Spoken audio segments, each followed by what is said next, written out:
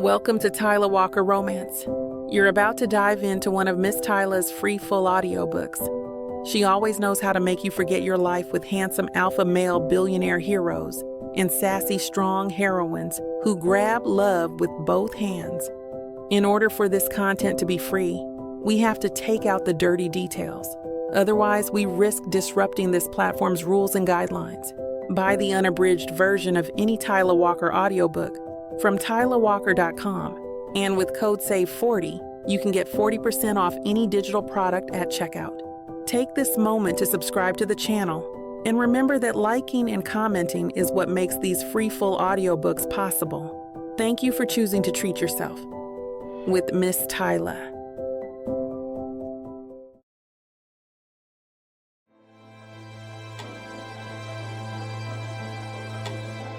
Chapter 1. Teresa. Ben's text pops up just as I'm settling into the couch with a glass of wine and a half-eaten bowl of popcorn.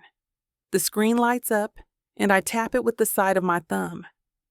Heading out tomorrow for the Andes. His text is casual, like he's just going for a stroll through the park and not halfway across the world.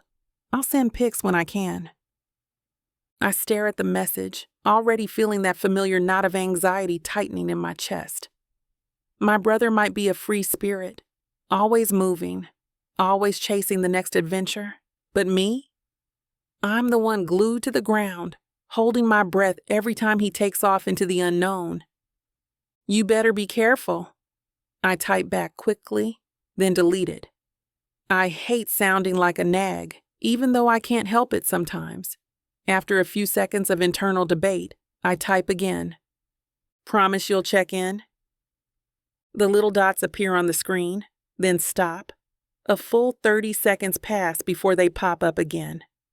Promise. Short. Simple. Classic Ben. I exhale slowly, holding the phone tightly and sip my wine as if that'll stop the buzzing in my head. Seriously? I mutter to no one.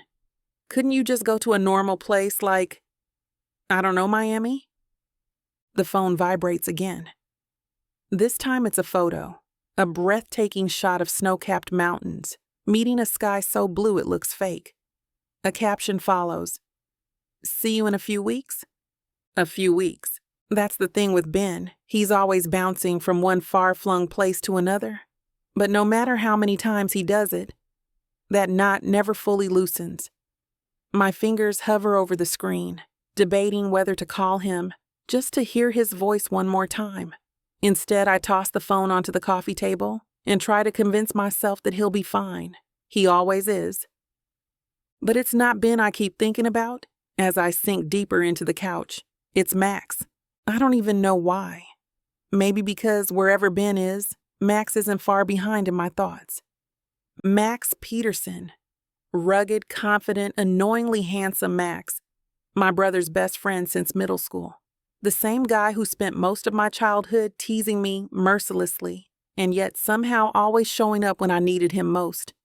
He's been around for everything. Christmas mornings, family barbecues, random Tuesday dinners when he'd crash on our couch like he belonged there. I press my lips together and shake my head, ignoring the way my stomach flips at the thought of him. I should have outgrown this by now. It's stupid, really. We've always had this push and pull, banter that teeters right on the edge of something else. But it's never crossed that line. He's always been untouchable. This frustratingly perfect combination of protector and troublemaker. And yet, no matter how much I try to ignore it, he's the one person I'd always want to call when things feel shaky. Like now. Without thinking, I grab my phone and scroll through my contacts until his name appears.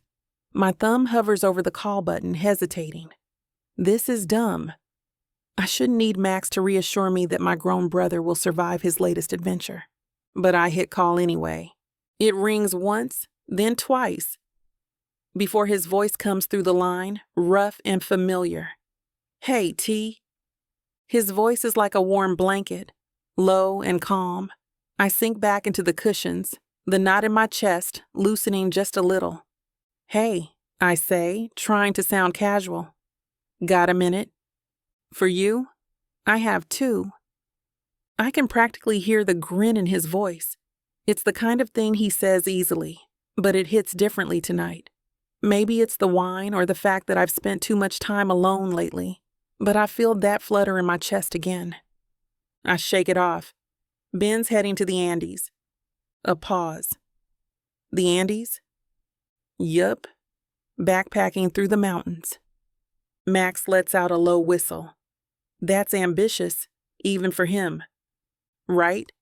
He sent me a picture of the mountains, and they look insane. But he promised to check in, so... Ben's always been good about keeping his word. His voice softens, the teasing edge giving way to something more serious. You know he'll be fine, right? I nod, even though he can't see me. Yeah, I know, it's just... I hate waiting for that first check-in.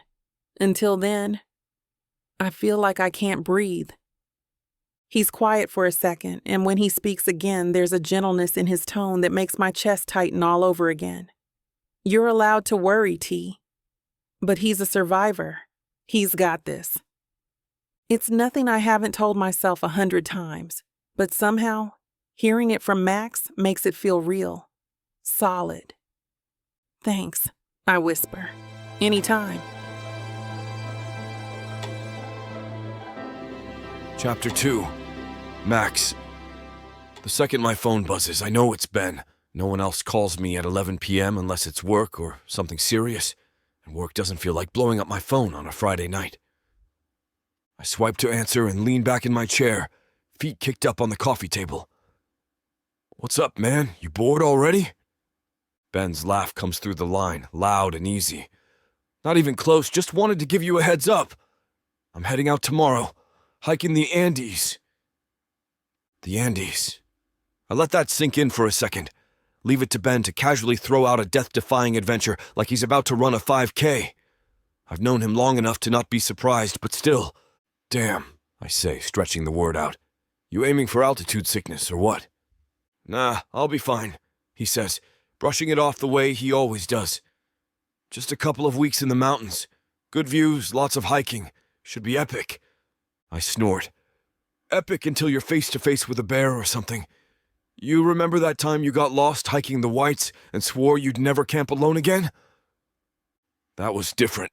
I was 20 and drunk off gas station beer. Still happened.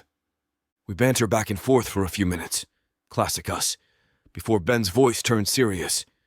Anyway, just wanted to let you know. I already talked to Teresa, too. She's a little more worried than you are.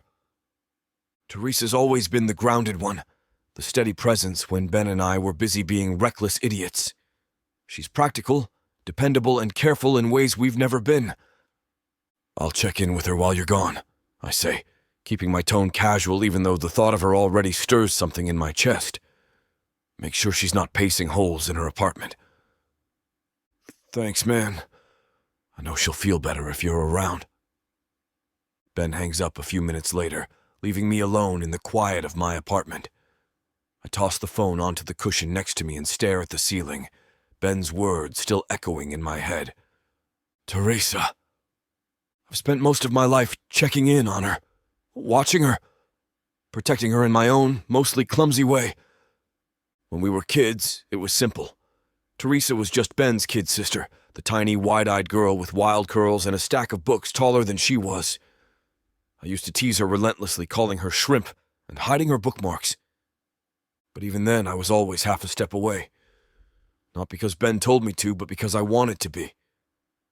And somewhere along the way, it got complicated. I'm not sure exactly when it shifted. Maybe in high school when she started giving as good as she got, snapping back with that sharp tongue and wicked sense of humor that always caught me off guard. Or maybe it was later, when we were both adults, and I noticed the way her laughter made my chest feel lighter, the way she looks at me. Either way, it happened. And now I can't seem to look at her without feeling something pull me in a direction I know I shouldn't go. Not with her. Not with Teresa. I run a hand through my hair and push up from the couch, pacing across the room. My place feels too quiet tonight. Too still. Almost without thinking, I grab my phone again and scroll through my messages until I find hers. "Hey, I just talked to Ben. I'll stop by tomorrow, yeah?" I hit send before I can overthink it. There's no reason to feel weird about this. We've always been close, texting, checking in, hanging out when Ben's not around. Nothing new. Except lately, it feels like everything is loaded with meaning, like every conversation is balancing on a razor's edge. Her response comes through almost immediately. "Yeah, that sounds good. Door's always open." I stare at those words a second too long. Simple, friendly. But I can't help reading between the lines, wondering if there's something else buried under the casualness. The next evening, I knock once on Teresa's door before letting myself in.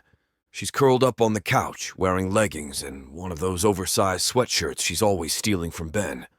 Her laptop's open on the coffee table, a Netflix screen paused mid-scene, and a half-empty bottle of wine sits next to her. She looks up as I close the door behind me. Hey. I cross the room, dropping onto the couch next to her. She smells like vanilla and something warm. Something I can't quite name, but that feels like home. She tilts her head, watching me with those big brown eyes that have always undone me. "How'd your day go?" "Same old." I lean back, stretching my arm along the back of the couch. My fingers hover inches from her shoulder, close enough to feel the warmth of her skin. "You?" She shrugs, tucking her feet beneath her.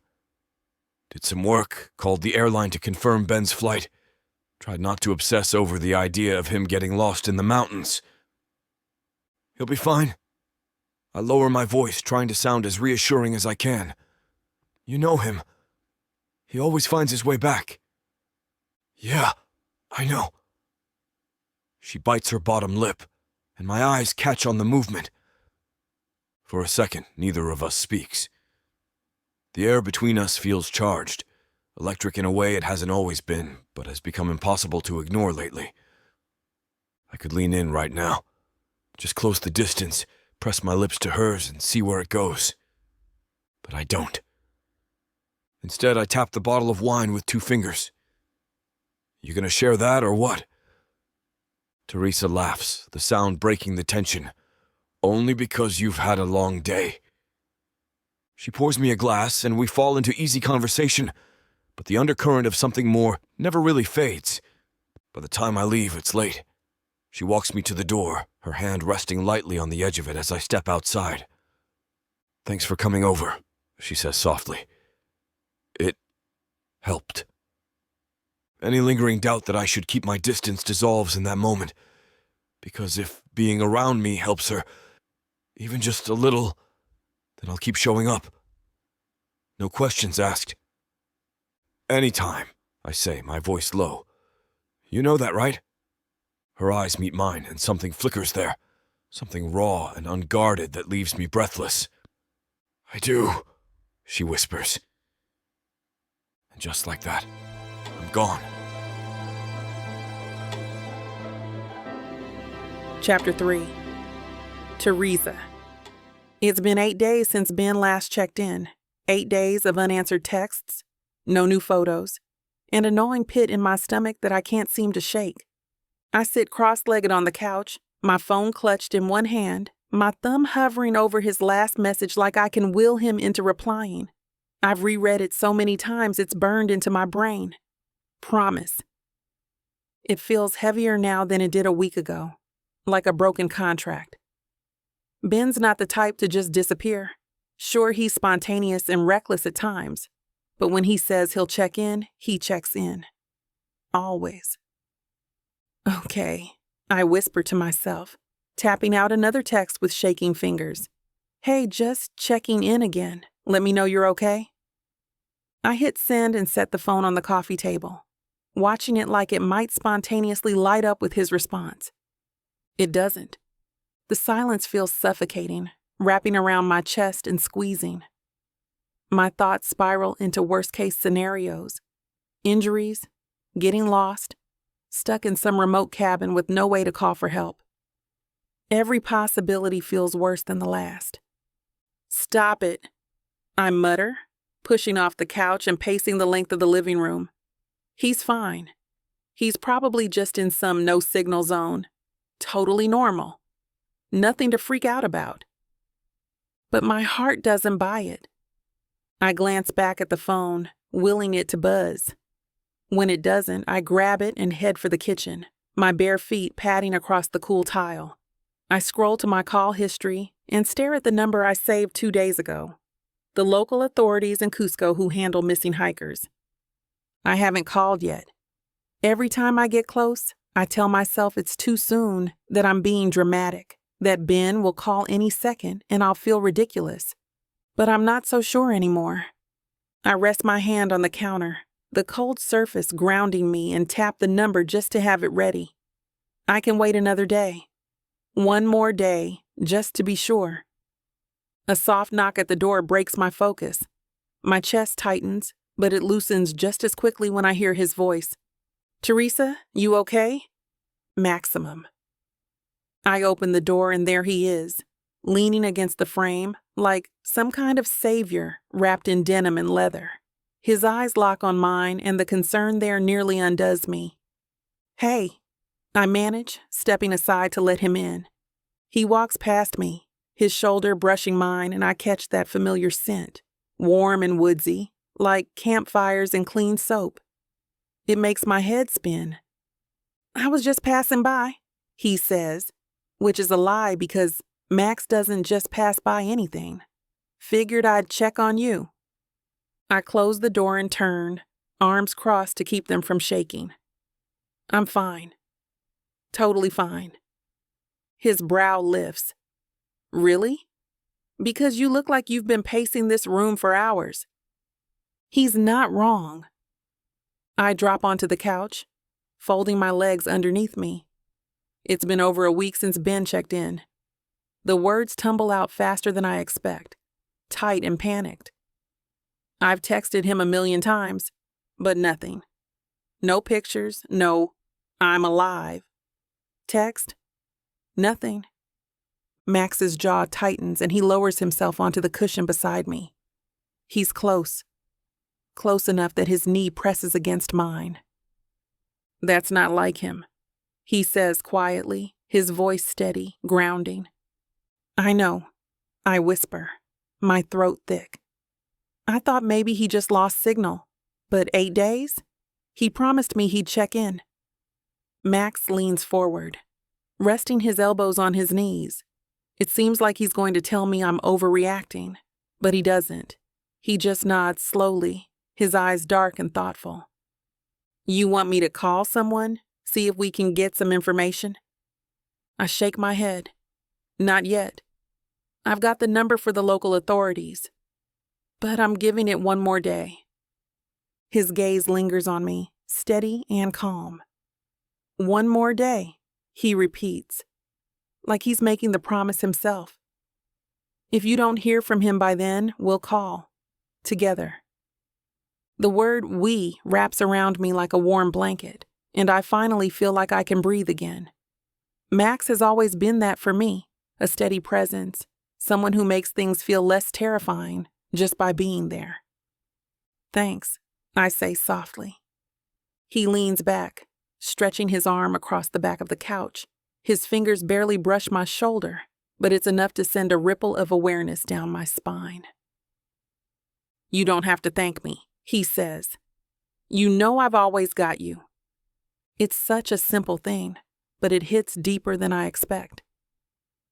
My eyes flick to his. The air shifts, charged, heavy, full of something we never quite name. I swallow hard, trying to focus on anything else. "You hungry?" "I've got leftover pizza." Max smirks. "Depends." "Is it the fancy kind, or are we talking straight up greasy pepperoni?" I stand, grateful for the distraction. Greasy, obviously. "What do you take me for?" The tension eases as I head into the kitchen, but I can still feel his eyes on me, tracking my every move. I grab the pizza box and toss it onto the counter, turning to find him standing just a few feet away. "You know," he says, "you don't have to do this alone. Ever. I meet his gaze, and for once, I don't look away. I know, I whisper, the words barely audible. And I do. Max has always been there. Maybe not in the way I've secretly wanted, but always. It's a dangerous thing, this pull between us. A tightrope stretched too thin. One wrong step from snapping. But right now, with him standing so close and the world spinning a little slower, it doesn't feel dangerous at all. It feels inevitable. Chapter 4. Max. I'm halfway through my first cup of coffee when my phone starts vibrating on the kitchen counter. It's early, too early for Teresa to be calling unless something's seriously wrong. My stomach knots as I grab the phone, answering without hesitation. "Hey, T, what's—" Her voice cuts through before I can finish. It's shaky, breathless. "Max, they found Ben's backpack. The authorities called me. They found it in the Andes, and he's missing." My pulse slams in my ears. "Wait, what? Slow down. What did they say exactly?" There's a muffled breath on the other end, the kind someone makes when they're trying not to cry but can't quite hold it back. "They found his backpack at a campsite, but there's no sign of him. They said it's been abandoned for days. Max, Her voice cracks, sharp and raw, and I'm already reaching for my keys. "I'm coming over," I say firmly. "I'll be there in 10 minutes. "No." She sounds frantic now. "We need to go. They want me to come to Cusco as soon as I can. I already booked a flight for both of us. It leaves in 4 hours.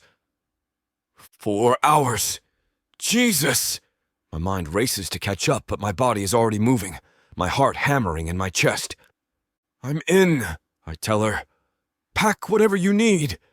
I'll be ready." There's a pause, and when she speaks again, her voice is quieter, barely above a whisper. "Thank you." "Don't," I say softly. "I've got you, T, always." 45 minutes later, I'm standing in Teresa's living room, duffel bag slung over my shoulder. She's pacing, her phone clutched in one hand, the other pressed to her temple like she's holding herself together by sheer force of will.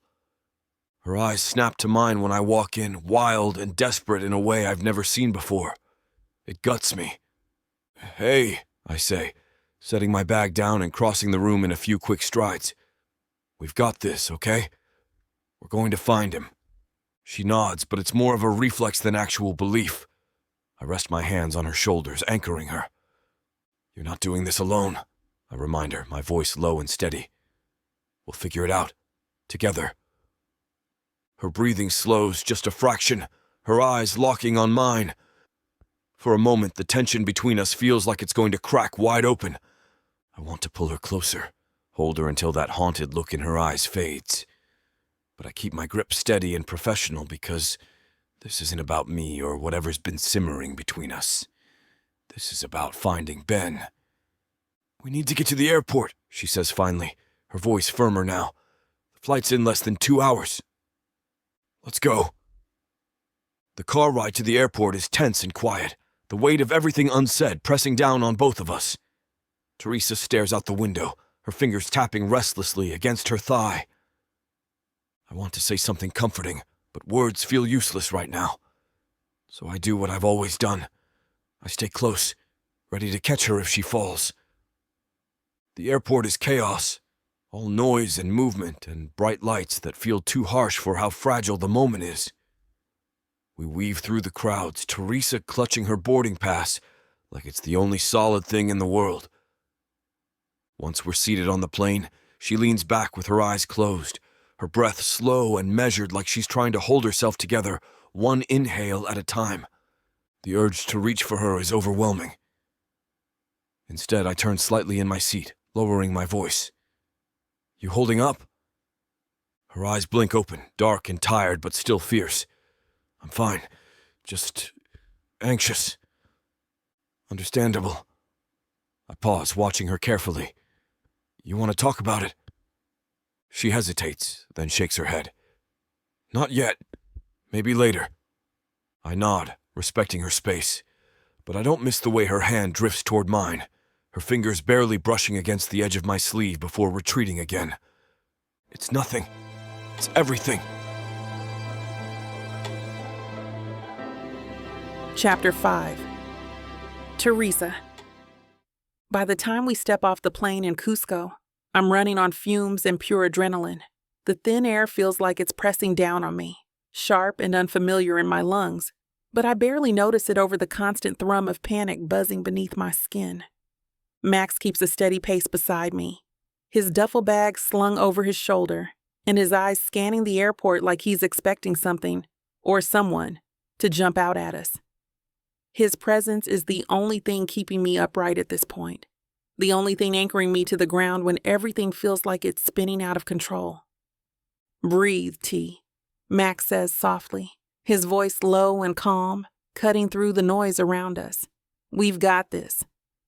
I nod, forcing myself to focus on the warmth in his tone, the steady assurance in his eyes. It helps, just enough to pull me out of my head and back into the moment. The officer waiting for us at the exit looks tired, like this is just another case in a long list of missing hikers.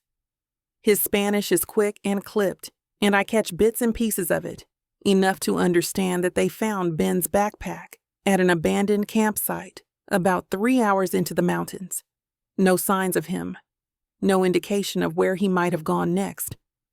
The rest of it is a blur of maps and timelines and phrases like, "We're doing everything we can," that feel hollow and meaningless. Max stands beside me, his hand brushing against mine every few seconds, a silent reminder that he's here, that we're doing this together. "So you're saying you don't know where he is?" I manage, my voice cracking at the edges. "At all?" The officer sighs, his eyes flicking between me and Max. "No." We searched the immediate area thoroughly, but the mountains are vast and unpredictable. If he kept moving, it's possible he left the trail or found shelter somewhere we haven't reached yet. I swallow hard, my throat tightening around 1,000 things I want to scream. "He wouldn't have just wandered off," I say, my voice sharper now. "He knows better. He's careful." "Teresa," Max murmurs, his hand resting lightly on my back. It's enough to ground me just a little, enough to keep me from falling apart, right here in front of everyone. The officer hesitates, then speaks carefully, his words deliberate. "We've seen cases like this before. The mountains can be disorienting, even for experienced hikers. Sometimes people get turned around or—" "No," I cut him off, shaking my head. "That's not Ben.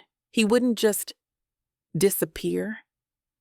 Max's hand stays steady on my back, his thumb moving in slow circles. I don't know if he realizes he's doing it, but it's the only thing keeping me from completely losing it. "We're going to keep searching," the officer says, his tone softening just a fraction. "We'll head back out first thing in the morning. You're welcome to join us if you'd like." I nod because I don't trust myself to speak. Max answers for both of us. "We'll be there." After checking into a hotel, I drop onto the edge of the bed, my legs suddenly too heavy to hold me up. The room is small, with 2 twin beds pushed against opposite walls and a tiny window that looks out over the busy streets below. It feels suffocating, like the walls are closing in on me with every passing second. Max stands by the door, watching me carefully. "You should rest," he says, but there's no command in his voice, just gentle suggestion. "I can't," I whisper, pressing the heels of my hands into my eyes until I see stars.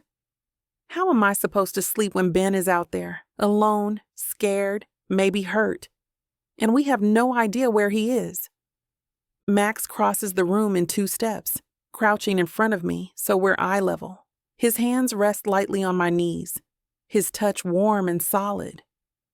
"You're not helping him by running yourself into the ground," he says. "We're going to find him, T, but you need to take care of yourself too.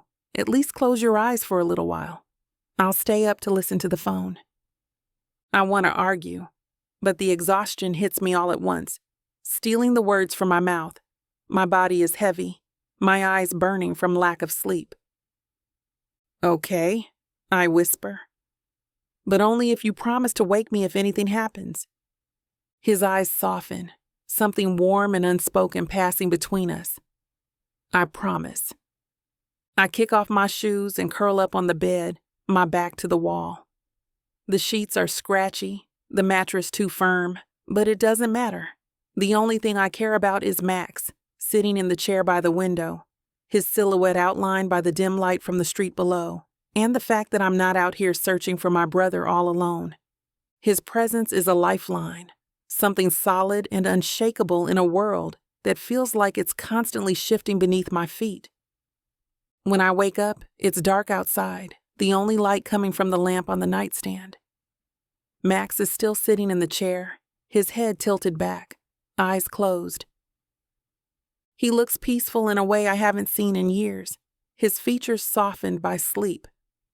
I watch him for a moment, my chest tightening in a way that has nothing to do with fear or anxiety.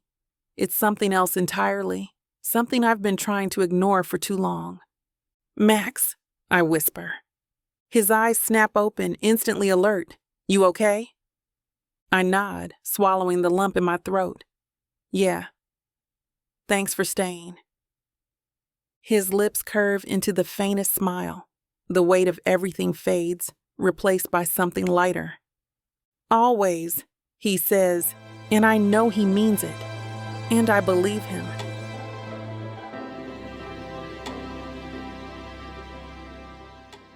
You won't know what hit you, baby. I'm going to take you, break you, and make you mine. And when I'm done, you're... Now hold on just a minute. What? I got something to say. What's the meaning of this? Now you may be some fine-looking white boy. Got that right, baby. It takes hard work. And you might got the money. Fat stacks, baby, to spoil you with. But that doesn't mean I'm going to give it up to you without a fight. A fight? You want some limp wilting flowers? Go to historical romance, baby. But you want sassy and spicy strong black queens that tame their alpha male bad boys? I think our listeners do. Then you go on and look at Miss Tyla's Bougie Brides and Billionaires audio bundle. 50 hours of me whispering the most romantic things in your ears. Fake marriages, alpha male billionaires, strong black women, steamy scenes that will make your eyes roll back. Everything wrapped up in a happily ever after that will put you in an afterglow. Use code SAVE40 to get 40% off this bundle and any other digital product in Miss Tyla's store. Unabridged and uncut. Just like you? You're gonna have to find out. Tyla Walker Romances. Escape your life with sassy romance.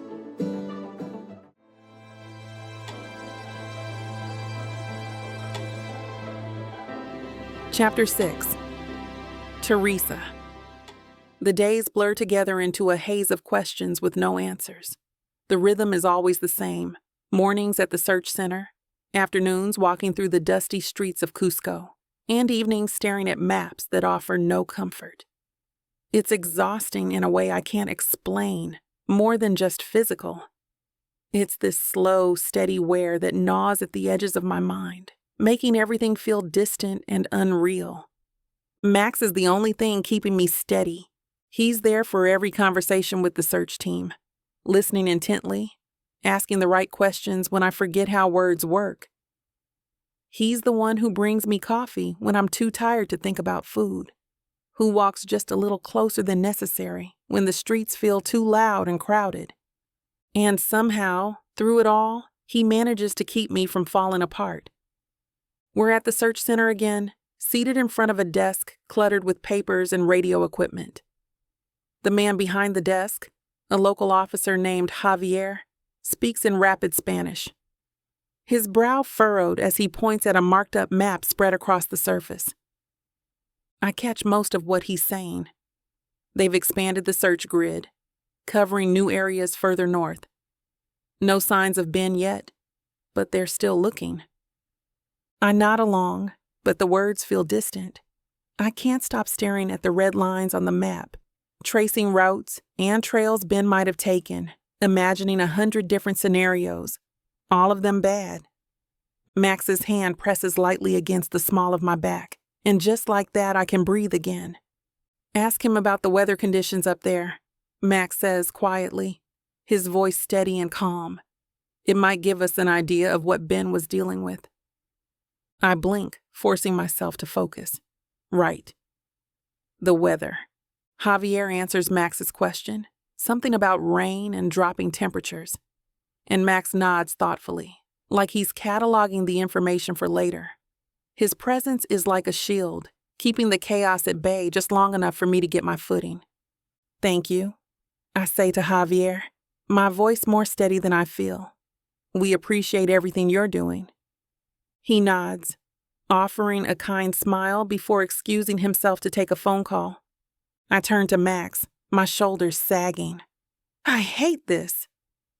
I know, he says softly. Me too. We leave the search center and step onto the street, the afternoon sun glaring down, making the air thick and heavy. The city buzzes around us, vendors shouting, cars honking, the smell of street food lingering in the air. But it all feels muted, like I'm moving through a fog. Max falls into step beside me, his hands shoved into his pockets. We walk in silence for a while, the kind of silence that's comfortable despite everything. I'm starting to feel like I'm losing my mind, I admit quietly, my eyes fixed on the uneven cobblestones beneath my feet.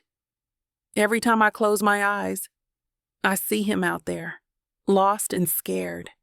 And I can't turn it off. Max stops walking, gently catching my elbow and turning me to face him. His eyes are steady, grounded, exactly what I need in this moment. Hey, he says. You're not losing your mind. You're scared, and that's normal. But you're not in this alone, okay? We're going to keep pushing until we find him, no matter what it takes. The words hit deeper than I expect, something in me cracking open at the way he says, we, like it's a promise, not just a casual reassurance.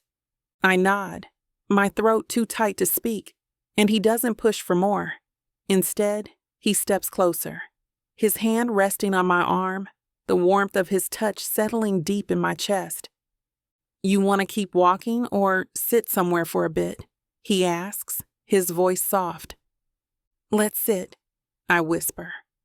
We find a small bench in a quiet corner of the plaza. I sink onto it, my body heavy with exhaustion.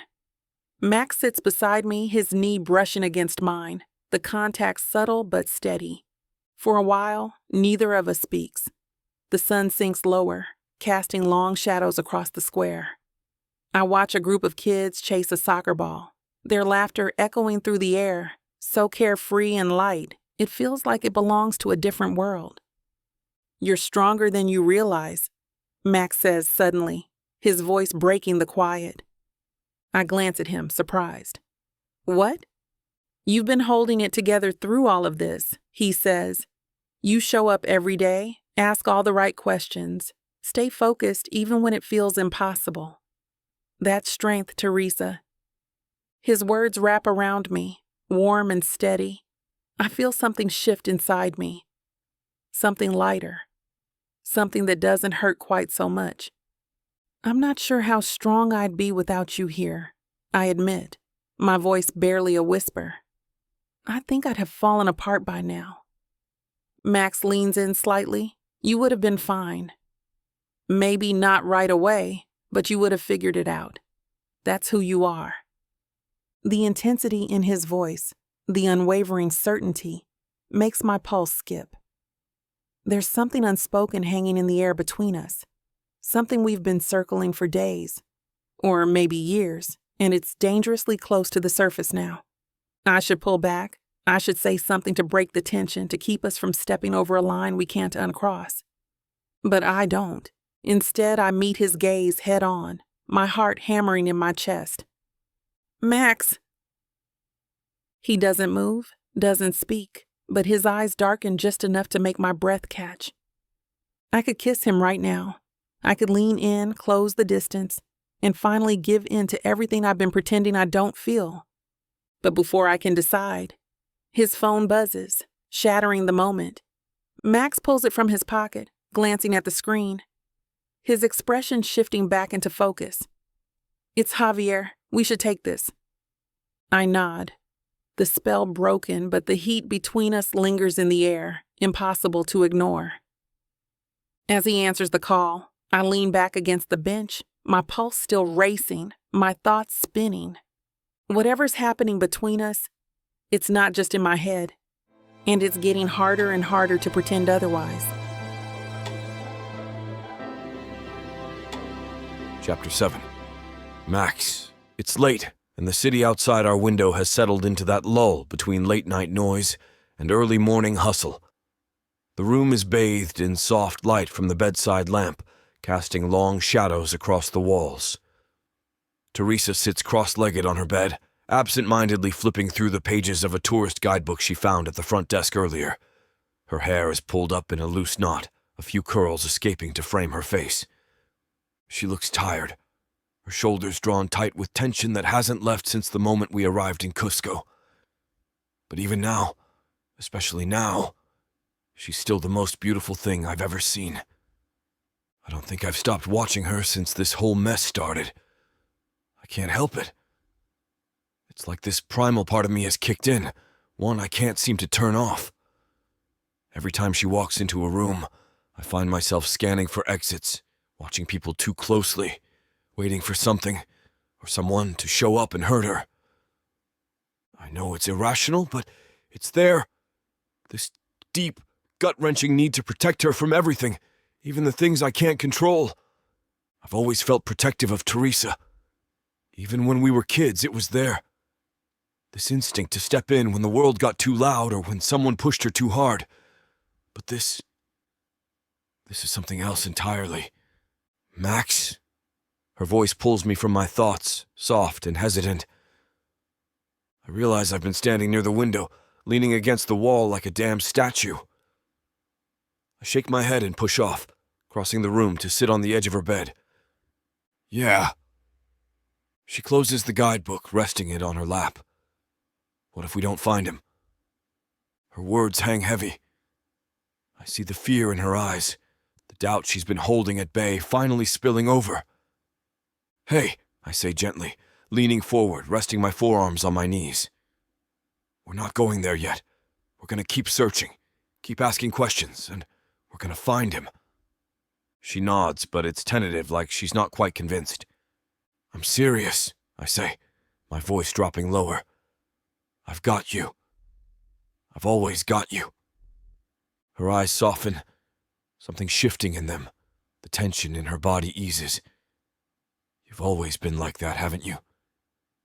Like what? Protective, she says, her lips curving into the smallest hint of a smile. Even when you were picking on me as a kid, you were always there, watching out for me. It used to drive me crazy. I chuckle, the sound low and warm. I wasn't that bad. You used to hide my bike in the woods. Okay, that was character building. Her laugh is soft but real, and it hits me square in the chest. It feels like sunshine after days of rain. Something light and easy in the middle of all this heaviness.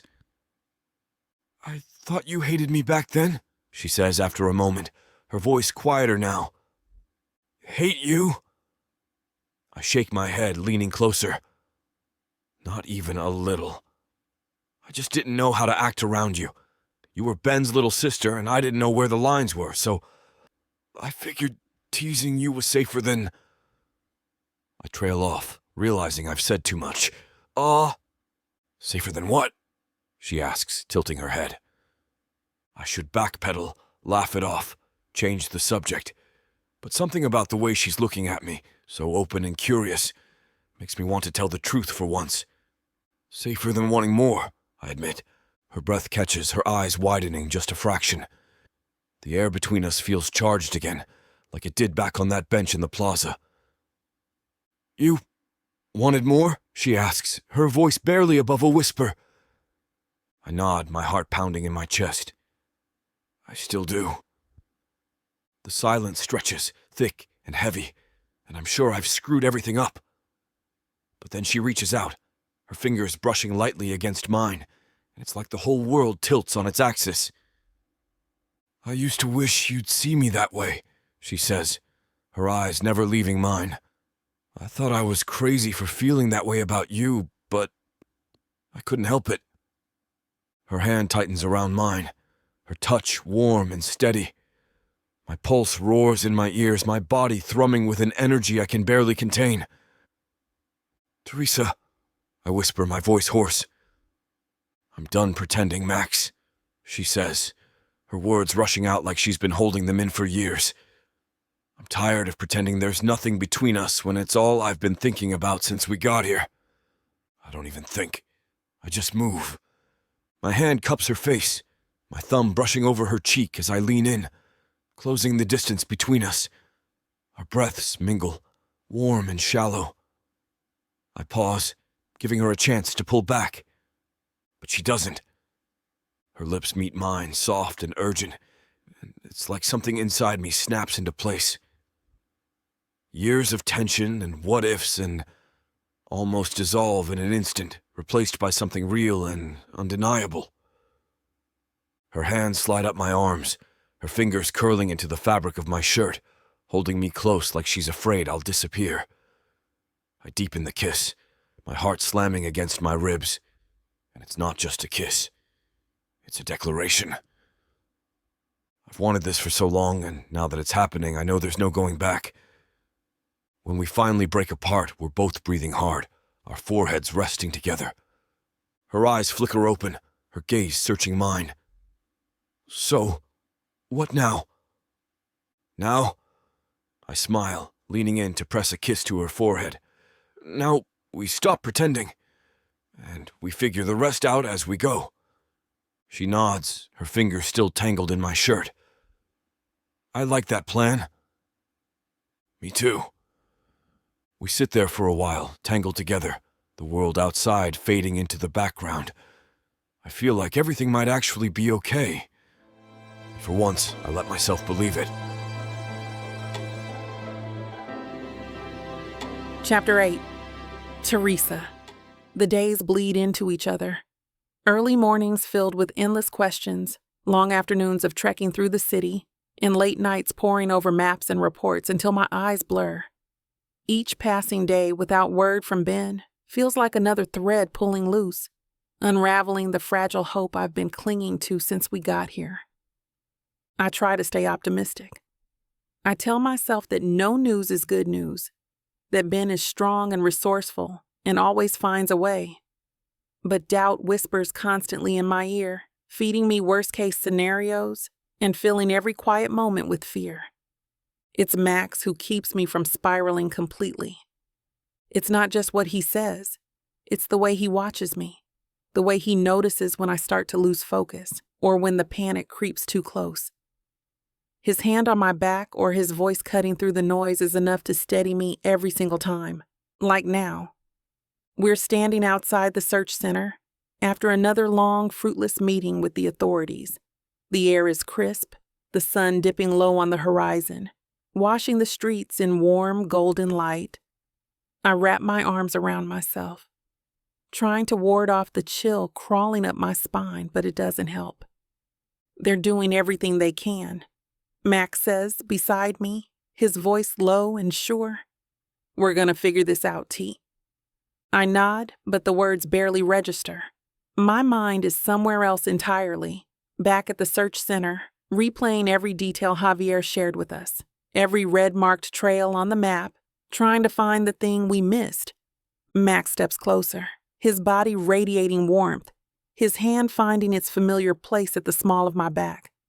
"Hey, you with me?" I blink, dragging my gaze back to his. "Yeah, sorry, I'm just tired." "You don't have to apologize for that." His thumb moves in slow circles, grounding me. "Come on, let's get you something to eat before you collapse on me." Normally I'd argue, but right now, the thought of food and sitting down for 5 minutes is too good to resist. We end up at a small cafe in a quiet corner of the city. It's nothing fancy, just a few tables and a menu written in chalk on the wall. but the smell of fresh bread and roasted chicken is enough to make my stomach growl. Max orders for both of us. His Spanish much better than mine, and a few minutes later we're sitting at a corner table. 2 plates of steaming food between us. I pick at mine, trying to focus on eating, but it feels like a chore. My body is too tense, my thoughts too loud. "You need to eat," Max says gently, watching me from across the table. "I'm trying," I mutter, stabbing a piece of chicken with my fork. "Try harder," he teases, his eyes softening with something that feels too warm, too close. It's not optional. I manage a small smile, taking a bite to appease him. It's good, warm and savory, but it still feels like I'm forcing it down.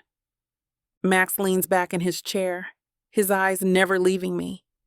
"You've been doing everything you can. You know that, right?" "Have I, though?" I set my fork down. I feel like I'm just spinning my wheels, like I should be doing more. He shakes his head. "You've been showing up every day, asking every question, chasing every lead. That's more than most people would do." "But it's not enough," I whisper, my throat tightening. It's not bringing him back. Max reaches across the table, his hand wrapping around mine, warm and solid. "We'll bring him back. It's just going to take time. But we're not giving up. Not even close." The certainty in his voice makes something crack inside me, the weight in my chest shifting just enough to let me breathe again. "Thank you," I say quietly, my fingers tightening around his. His thumb brushes over my knuckles, the touch so light it feels like a secret. I'm exactly where I'm supposed to be. The words hang between us, thick with something unspoken, and I'm suddenly too aware of how close we are, how the world has narrowed down to just this table, this moment. Max's eyes flicker, something dark and electric passing through them, and I swear the air around us hums with it. For a second, I forget everything.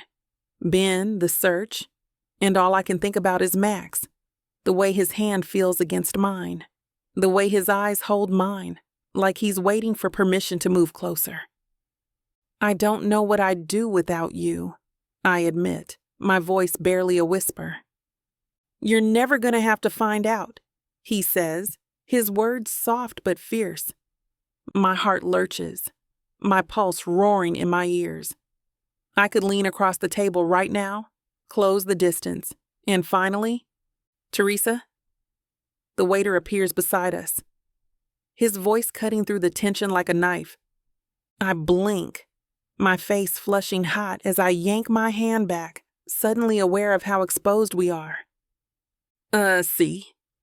The waiter sets down my refilled drink, smiles and walks away, oblivious to the moment he just shattered. I glance at Max, my pulse still racing, and he gives me that slow, steady look like he's reading every thought in my head. "We should head back," I say quickly, pushing back my chair. "It's getting late." Max stands. "Yeah, let's go." The walk back to the hotel is quiet, the air between us thick with unspoken things. My hand brushes against his once, twice, and every time it feels like a spark, a reminder of how close we are to something we can't take back. By the time we reach our room, my chest is tight, my thoughts spinning. I turn to say something, anything, but Max beats me to it. "You should get some sleep," he says softly, his eyes dark and serious. I nod, swallowing hard. "Yeah, you too." He watches me for a second longer, then turns toward his bed, and I do the same, slipping beneath the covers and turning off the light. But sleep doesn't come. Not with the memory of his hand on mine still burning against my skin, and the weight of everything unsaid hanging heavily. And I can't help but wonder if I'll ever be able to pretend this isn't happening. Chapter 9. Max. Teresa's breathing is soft and steady from the other bed, but I'm wide awake, staring at the ceiling. Sleep isn't an option. not with my mind running circles around everything that's happened since we got here.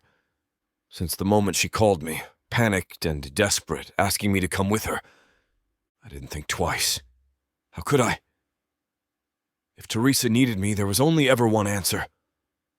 I've spent years convincing myself that my feelings for her were a phase, something fleeting and stupid that I could shake off if I ignored it long enough. But lying here now with her just a few feet away, it's impossible to keep pretending. I've always felt something for Teresa. Even when we were kids, there was this part of me that was hyper-aware of her in a way I wasn't with anyone else. Back then, it was easier to hide it. I could tease her, play the role of the annoying older brother's best friend who made fun of her for reading too much or getting overly excited about science fairs. It was safer that way. Safer than acknowledging the way my chest tightened whenever she laughed or the way my eyes found her first in every room. But the older we got, the harder it became to push those feelings aside. I remember the first time it hit me like a punch to the gut. She must have been 20, home from college for the summer. I walked into the Collins house expecting the same Teresa I'd always known. Messy curls, oversized sweatshirts, and her nose buried in a book. Instead, she was standing in the kitchen, barefoot in a sundress, laughing at something her mom said. The light caught her hair just right, and for a split second I forgot how to breathe. I shook it off, told myself I was crazy, but it only got worse from there. Every summer, every holiday, every random dinner at Ben's place, I'd catch glimpses of her. The way she'd bite her lip when she was concentrating, the way her face lit up when she talked about something she loved. And it would wreck me all over again. It wasn't just how she looked, though. It was her heart. The way she cares so deeply it hurts. The way she fights for the people she loves without hesitation. Teresa's always been the strongest person I know, even when she doesn't see it. And now, watching her go through all of this, pushing herself to the edge to find her brother, refusing to give up no matter how exhausted or scared she is, it's only made me fall harder. I don't even know when it stopped being a question of if I had feelings for her, and became a question of when I'd stop running from them. Maybe I'm done running. Maybe it's time. Maybe it's the worst possible time. I let out a slow breath, turning onto my side to face her bed. She's curled on her side, her back to me, her breathing deep and even. In the dim light filtering through the curtains, I can just make out the curve of her shoulder beneath the blanket. I think about what it would be like to reach for her, to cross the space between us, and finally say everything I've been holding back for years. But what if it makes everything worse? We're in the middle of a crisis. Her whole world is spinning, and the last thing she needs is me throwing more chaos into the mix. She's depending on me to be steady, to be her anchor, not to complicate things with some messy confession about how I've been in love with her since before either of us knew what to do with those feelings. I run a hand through my hair, frustrated. It's like there's a war raging inside me, half of me screaming to take the chance, the other half warning me to hold back. My phone buzzes softly on the nightstand, and I reach for it, grateful for the distraction. It's a text from Ben's search coordinator, a quick update that tomorrow's search will cover new ground. It's something. Not much, but something. I set the phone back down, my eyes drifting back to Teresa. She stirs slightly, her brow furrowing like she's caught in a dream. I watch her for a little longer, the weight of everything unsaid pressing down on me like a vice. I should wait.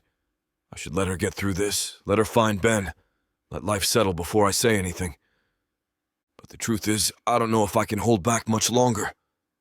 Because if there's one thing I've learned in all the years I've known Teresa, it's that the right time never shows up with a flashing sign. Sometimes you just have to take the leap and hope to hell the ground will be there to catch you. I think I'm almost ready to jump. You think you can catch me? You think you can tame me? Oh, I know I can. And you know it too, baby. I gotta tell you, you're not the first to try. But don't worry, baby. I'll be the last. With sass like that, maybe I'll be the one that needs to tame you. Let's cut to the chase, big boy. What you selling me? Your appetite is big AF. I have just the thing that'll satisfy you. Oh, really? And what's that? Over 120 hours of romance audiobooks. Brought to you by Tyla Walker Romances in the Big AF Audio Bundle. 120 hours? That sounds amazing. Your knees won't work afterwards if I do my job right. Don't make promises you can't keep. Well, I can keep this promise. Because these audiobooks are unabridged with all the spicy scenes that will make you put your earbuds on. You know, Tyla can get freaky because she marked the bundle down by 69% for a limited time. I can't wait to take this bundle for a ride. Visit TylaWalker.com and get this audio bundle. Just don't start listening if you're going to be cooking dinner. Because you might just forget to feed your family. TylaWalker.com. Escape your life with Tyla.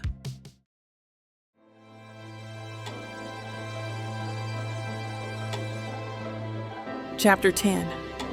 Teresa. The night is suffocating, thick with silence and shadows that stretch too far. I sit in the dark, knees pulled up to my chest, the blanket bunched at my feet, forgotten. Outside, the streetlights cast a dim glow that doesn't quite reach the far corners of the room. I should be sleeping, I know that. But when I close my eyes, the fear tightens around my chest, like a vice. My mind spins out in every direction, filling in the silence with terrible possibilities. Scenarios that hit harder because they don't feel impossible. I bury my face in my hands, trying to breathe through the panic building inside me. But it's useless. The tears come fast and unrelenting, my shoulders shaking as I try to hold it in. The bed across the room creaks, and then I hear his voice, low and rough from sleep. T? Maximum. His voice slices through the dark, warm and steady like it always is, but tonight it's almost too much, too kind, too close. I'm fine, I say, my voice breaking on the lie. You're not fine, he says softly. Talk to me. He doesn't ask if I want to talk. He just waits, his footsteps light on the floor as he crosses the room. I feel him sit beside me on the edge of the bed, his weight shifting the mattress slightly. My breath hitches, and before I can even think, the words spill out, fast and desperate. I'm scared, Max. I'm so scared we're not going to find him. What if we're too late? What if... Hey, he cuts in, his hand coming to rest gently on my arm. Stop, don't go there. Not tonight. I press my lips together, trying to choke down the sob that's clawing its way up my throat. I've been holding it together for over a week, but it feels like I'm unraveling. I don't know how to stop it. His hand slides down to cover mine, warm and solid, grounding me in a way nothing else has. His thumb moves in slow circles over the back of my hand, and it feels like an anchor in a storm I can't control. You don't have to hold it together right now, he says quietly. Not with me. That's all it takes. The tears come fast, breaking through the thin wall I've been holding up. I turn toward him, barely able to breathe through the sobs, and he pulls me into his arms. His chest is solid, his arms wrapping around me tight, and I finally feel like I can fall apart without shattering completely. Come here, baby, he murmurs, his lips brushing against my hair. I cling to him like he's the only thing keeping me upright, my fingers clutching at the fabric of his shirt. His hand moves slowly up and down my back, and it's so comforting it almost hurts. We stay like that for what feels like forever, long enough for my breathing to slow, for the tears to stop, leaving me drained and heavy. When I finally pull back, his arms stay around me, his hands still resting lightly on my waist. His face is so close, his eyes dark and filled with something I can't quite name. Sorry, I whisper.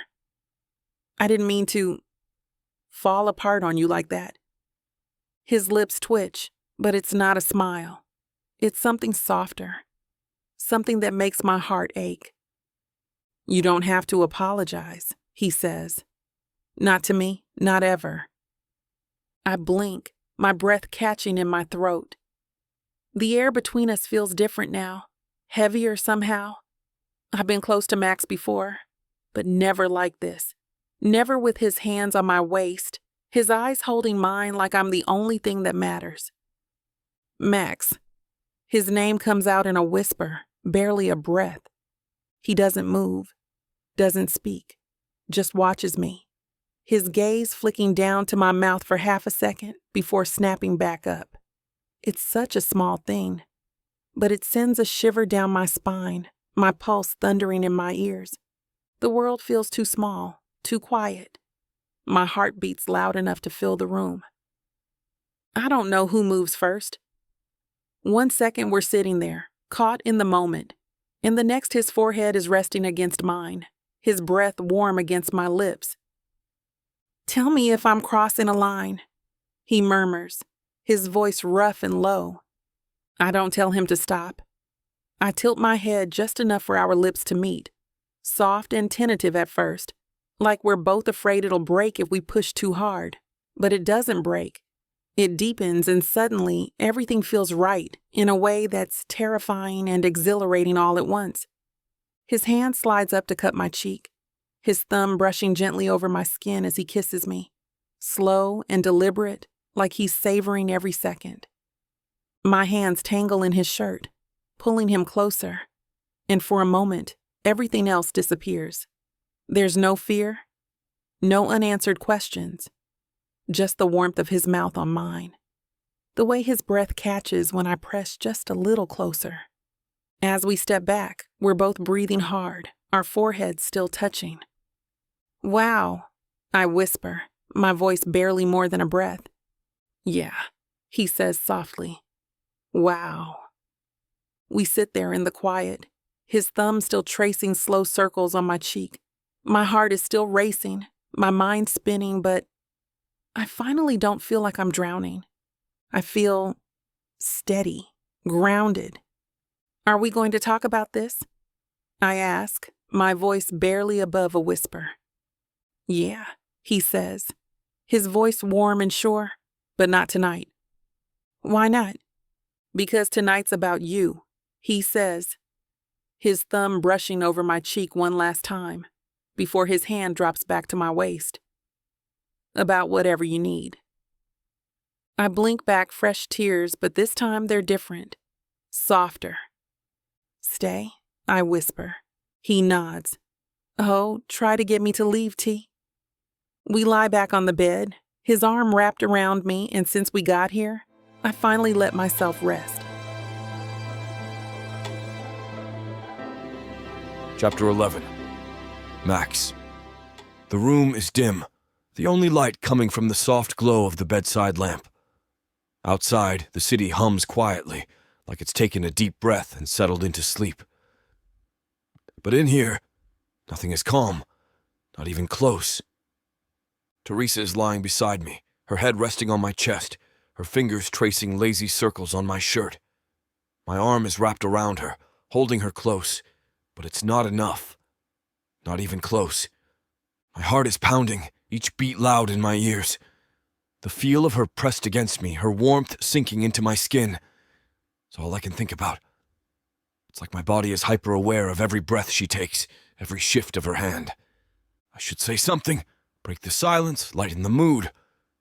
But the weight of what just happened between us is hanging in the air, thick and electric. And I'm not sure I want to change it. She lifts her head, her eyes catching mine. There's something in her expression, curiosity mixed with hesitation, a spark of something unspoken that makes my breath catch in my throat. "Max," she says softly, her voice barely above a whisper. "Yeah?" My voice is rough, too rough, but I can't help it. Not when she's looking at me like that. Her eyes flicker down to my mouth, and it's all the invitation I need. I lean in slowly, giving her time to stop me, to pull back if this isn't what she wants. But she doesn't move. Her breath hitches, her eyes fluttering closed just as our lips meet. The kiss starts slow, careful, like we're testing the waters, figuring out what this is, what we're doing. But it doesn't stay careful for long. The second her fingers curl into my shirt, pulling me closer. Something in me snaps. I tilt my head, deepening the kiss, my hand sliding up to cradle her face, my thumb brushing against her cheek. Her body melts against mine, warm and soft in all the right places. It's like everything else falls away. There's no fear, no exhaustion, just her lips on mine, the soft sound she makes in the back of her throat when I move a little closer. I break the kiss just long enough to catch my breath, my forehead resting against hers. My heart is racing, my body thrumming with an energy I can barely contain. "Teresa," I whisper, my voice hoarse. "Don't stop," she says, her hands tightening in my shirt. I hate to put a stop to a good time, but it looks like we've hit this platform's limit for spiciness. This platform's got some rules we have to play by if we want to keep giving you these stories for free. And trust me, this scene isn't something you want to miss. While we can't get into all the details here, you can still dive into the full, uncut version at TylaWalker.com. Miss Tyla has an entire collection of unabridged audiobooks and ebooks waiting for you. And the best part? You can treat yourself with 40% off when you use the code SAVE40. That's right. You'll save on any digital product, even bundles that are already discounted.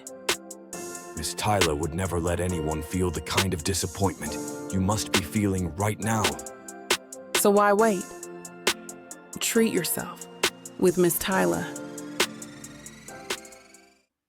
Teresa traces lazy patterns on my chest, her touch light and soothing.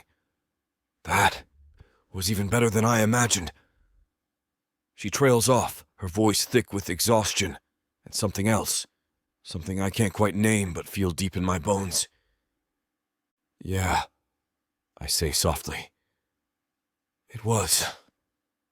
She tilts her head to look up at me, her eyes half-lidded and full of warmth. "I don't want this to be just tonight." My chest tightens at her words, and I press a kiss to her forehead. "It's not, I promise. This was never going to be just one night." Her body relaxes against mine, and within minutes she's asleep, her breath slow and even. I hold her close, my fingers trailing through her hair. I finally feel like everything is exactly where it's supposed to be. Chapter 12. Teresa.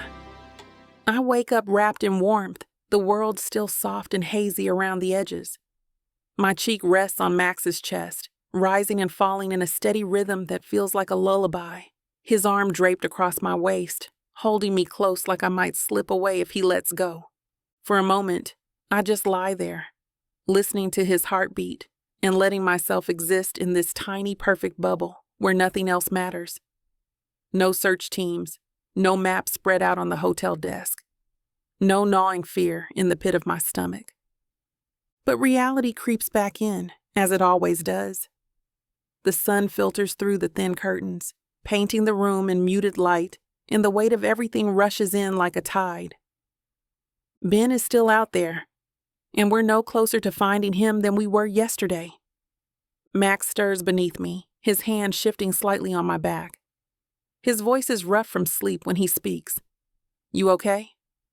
I tilt my head to meet his eyes, those steady, unreadable eyes that have always seen too much. "I think so." His thumb brushes a slow circle against my hip, a touch so small and soothing that it makes my chest tighten. "Talk to me." I hesitate, unsure of how to put this into words, how to explain the knot of emotions twisting inside me. The night we just shared feels natural, like it was always meant to happen, but it also feels impossibly big. Too big for a room like this, for a night tangled up in each other while the world outside keeps spinning. "I'm not regretting this," I say, my voice quiet but firm. Not even a little, but there's so much going on right now. I don't know how to hold it all at once. Max's eyes soften, his hand tightening just slightly on my waist. I get it. We've got a lot on our plate. Finding Ben has to come first. I nod, grateful that he understands without me having to explain every messy thought tumbling around in my head. But, he adds, his voice dropping lower, that doesn't mean we have to pretend this didn't happen. It doesn't mean it didn't matter. The breath I've been holding releases all at once, and I feel lighter somehow. It mattered, I whisper. More than you know. Max studies me for a beat, his gaze steady and sure. Then we'll figure it out. After, I repeat, nodding.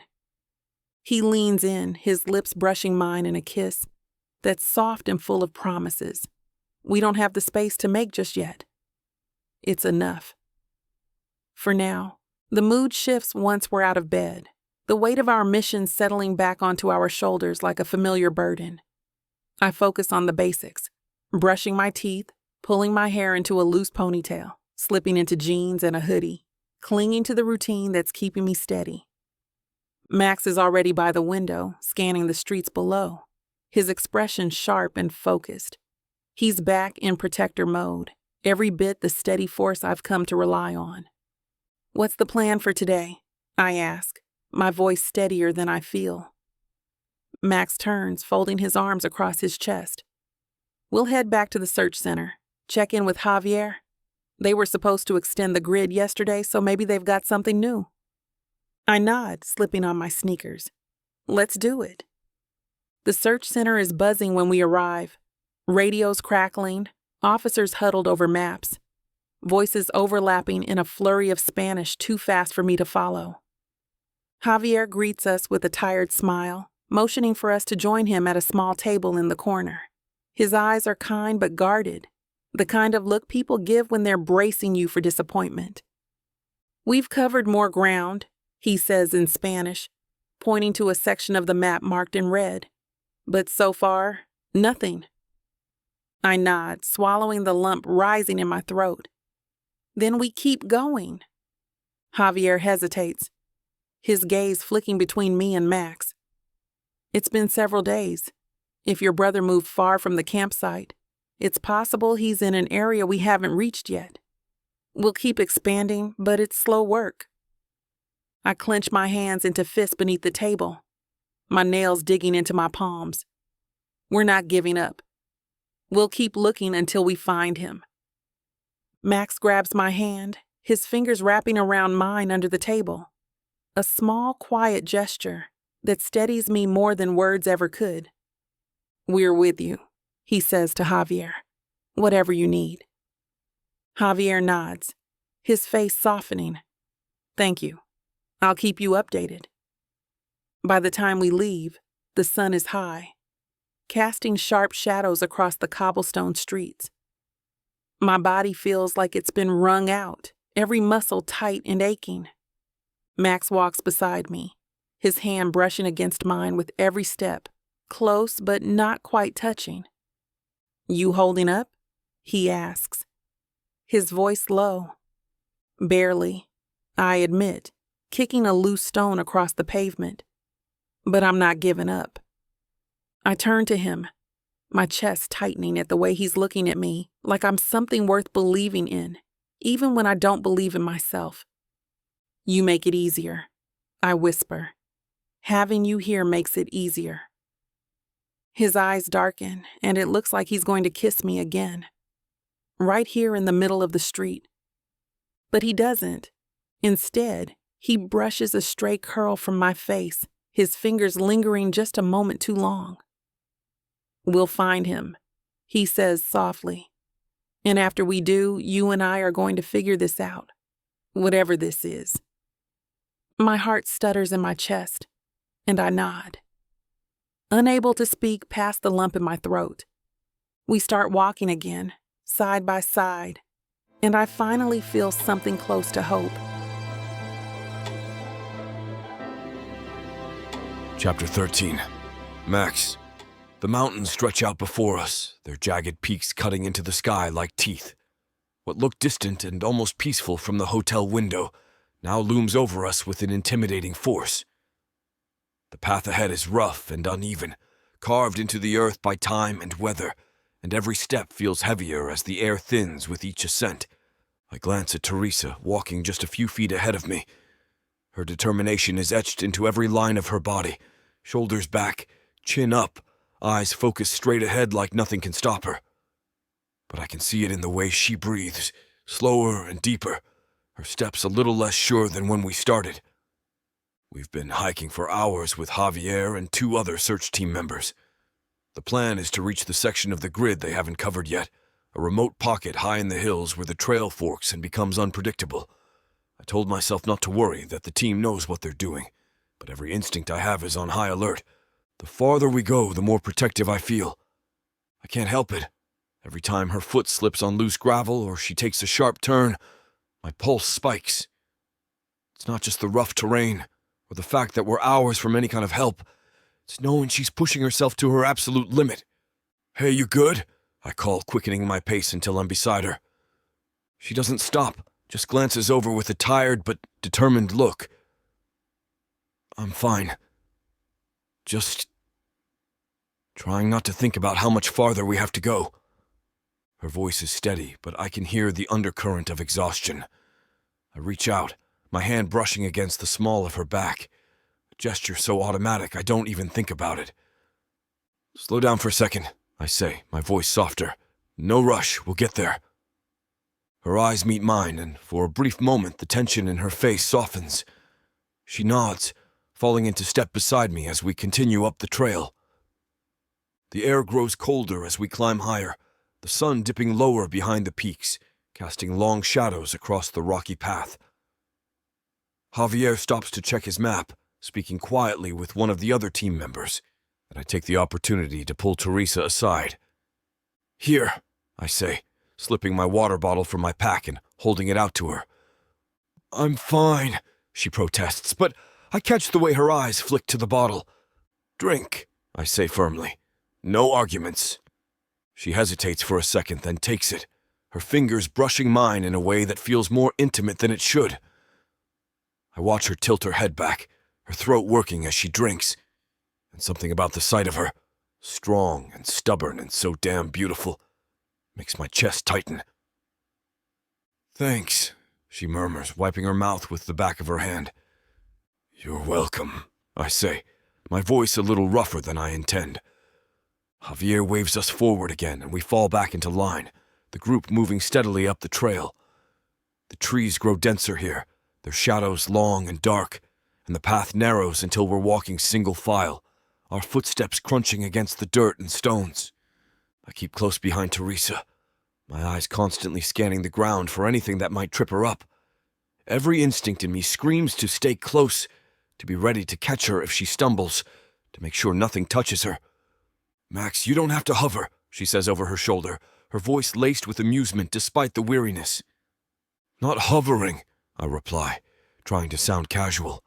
"Just keeping an eye on you." She chuckles softly, the sound warming me in the cold air. "You've been keeping an eye on me for years." "Old habits die hard," I say, and it's true. Watching out for Teresa isn't something I think about. It's just something I do. Something I've always done. Her pace slows just a bit, and she turns to look at me fully, her eyes shadowed but still catching the fading light. "Thank you," she says, her voice softer now, more serious. "For being here, for staying close. I don't know if I could do this without you." "You'll never have to find out," I tell her. "I'm not going anywhere." The air feels thicker suddenly, charged with something unspoken, but before I can figure out what to say next, Javier calls out ahead. "We're almost there," he says, pointing toward a ridge just above us. The group presses on, the path growing even steeper and rougher, but I stay close to Teresa, matching her steps, ready to catch her if she needs me. When we finally reach the ridge, the view takes my breath away. The mountains stretch out in every direction, endless and wild, their peaks bathed in the soft light of the setting sun.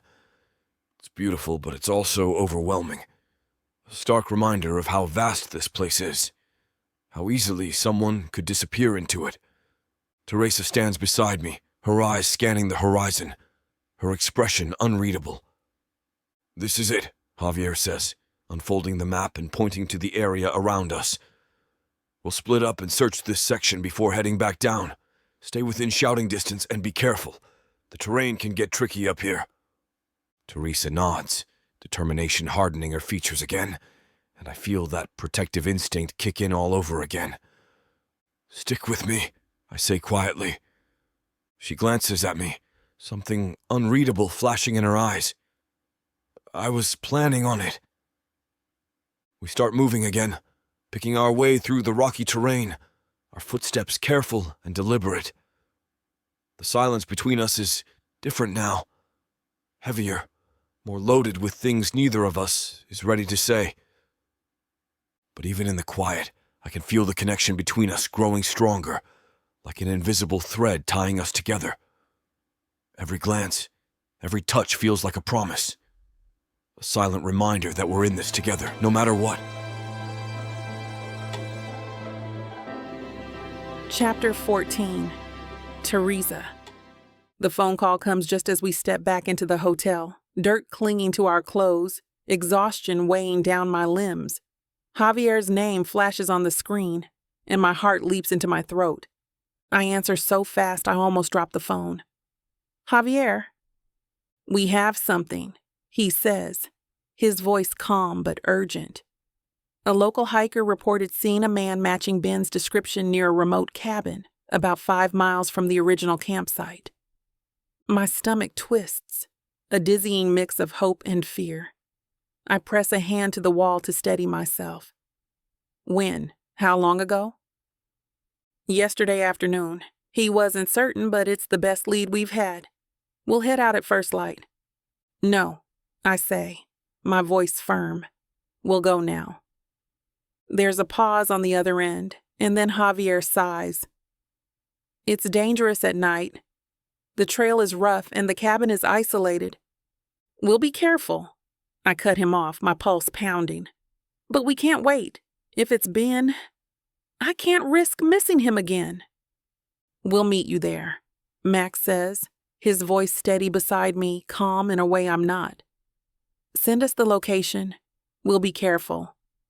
Javier agrees reluctantly, giving us directions before hanging up. I don't waste a second. I grab my jacket, my heart already racing ahead to that cabin, imagining every possible outcome. "You sure about this?" Max asks, his hand brushing lightly against my arm, grounding me. "I'm not waiting another second," I say, my voice shaking with adrenaline.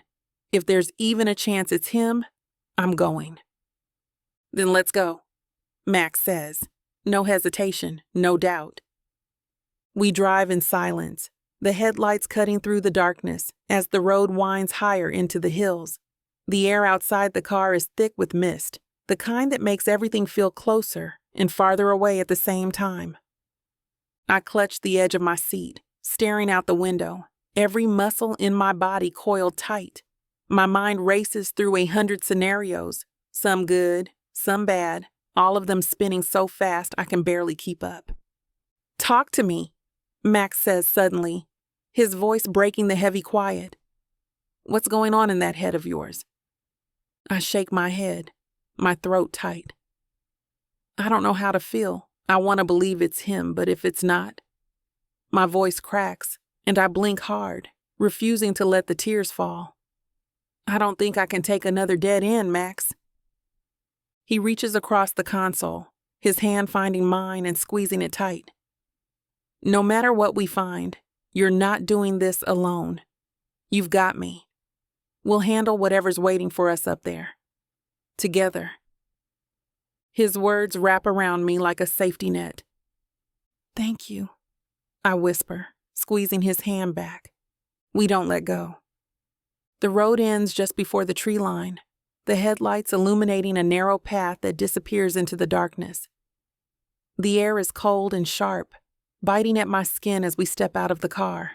My breath hangs in front of me, and the forest feels alive in the kind of way that sets my nerves on edge. Max grabs the flashlight from the back seat and flicks it on, the beam cutting a path through the shadows. "Stay close," he says. "It's rough out here." I nod, falling into step beside him. The ground is uneven beneath my boots, the trail barely visible in the dark, but Max's presence keeps me steady. His hand hovers near my waist, ready to catch me if I stumble, and I know he's watching me more than he's watching the trail. We walk in silence for what feels like forever, the only sound the crunch of our footsteps and the occasional rustle of leaves. My heart races faster with every step, my pulse thrumming in my ears. "Do you see it?" I whisper. Max lifts the flashlight, the beam sweeping across the trees until it lands on a small structure in the distance, just a dark shape at first, then clearer as we move closer. The cabin. My breath catches, and I take off toward it without thinking. "Teresa, wait," Max calls, but I'm already running, my feet pounding against the earth. The cabin is old and weathered, its windows dark, the front door slightly ajar. I stop just outside, my chest heaving, my hand hovering over the door frame.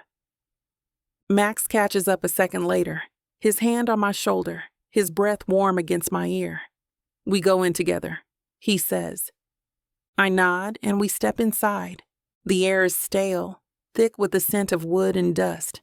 The beam of Max's flashlight sweeps across the small space, an old table, a fireplace, a pile of blankets in the corner. It's empty. My heart plummets.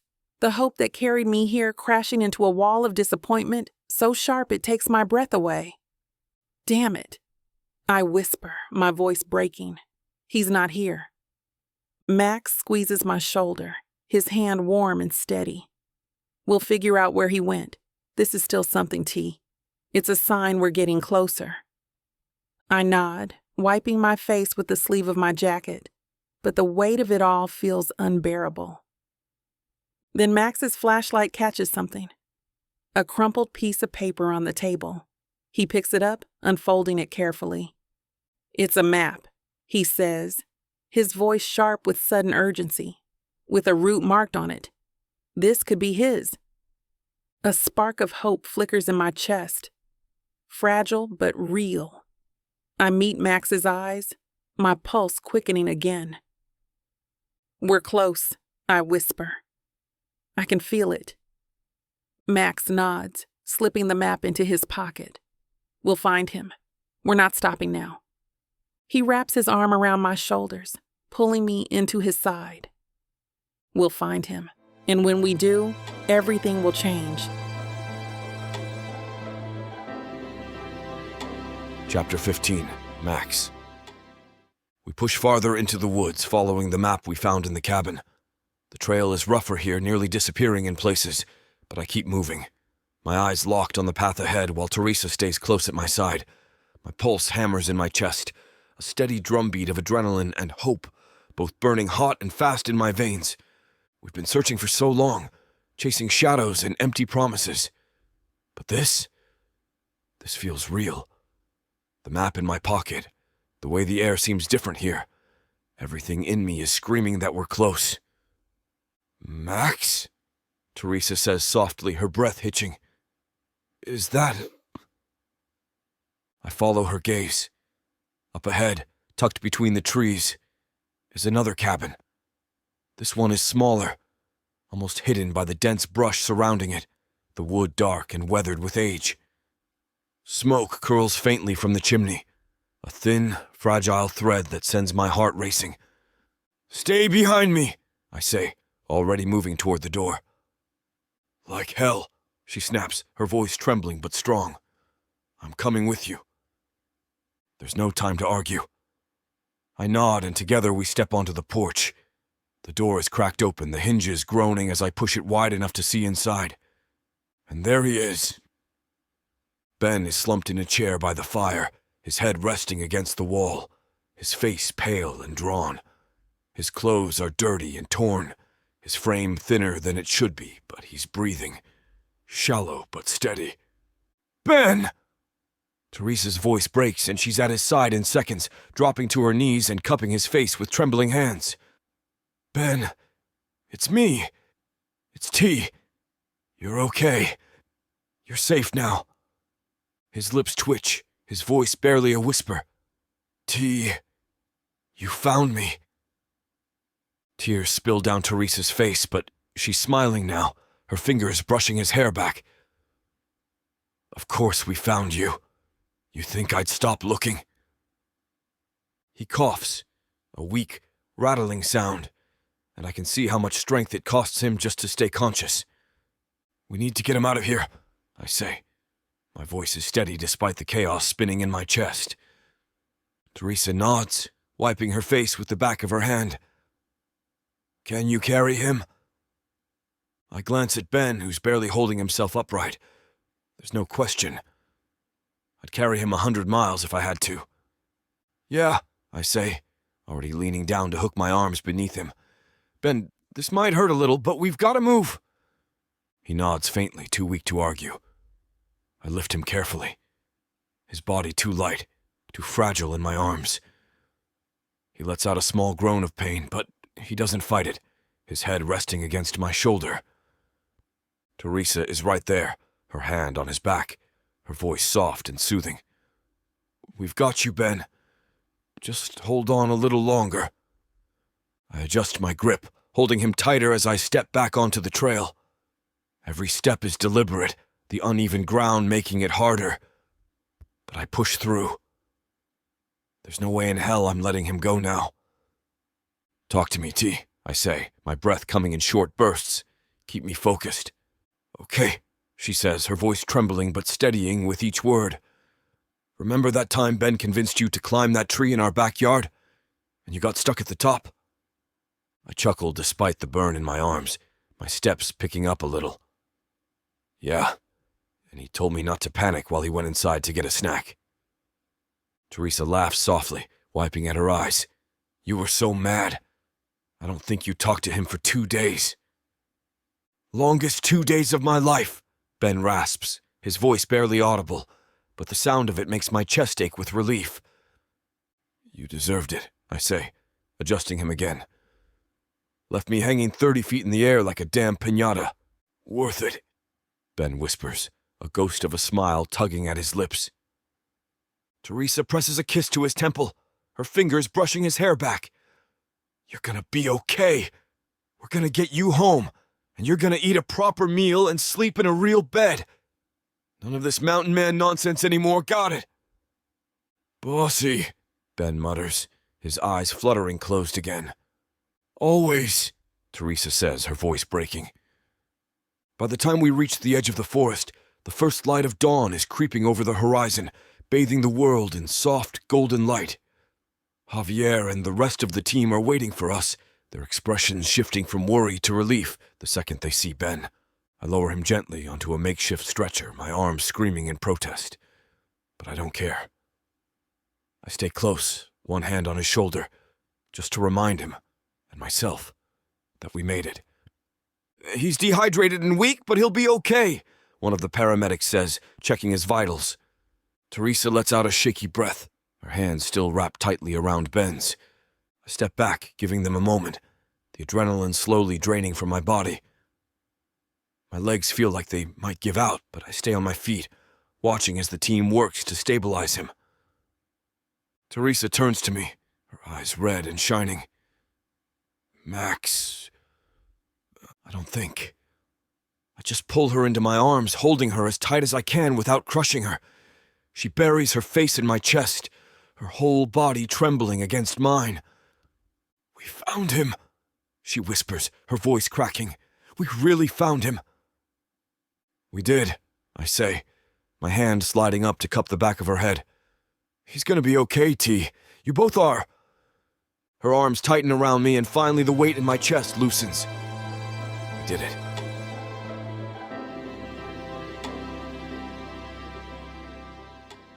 This is it, baby. This is what you can get me that'll make me happy. You know I'll get you whatever you want. All you need to do is ask me, and I'll give it to you. This ain't just it. This is everything I could ever want. Now I'm curious. What does a strong, sassy woman like yourself want so badly? Baby, you know what I want? I can't wait to hear. The Big Baddie bundle from Tyla Walker. It has everything I need.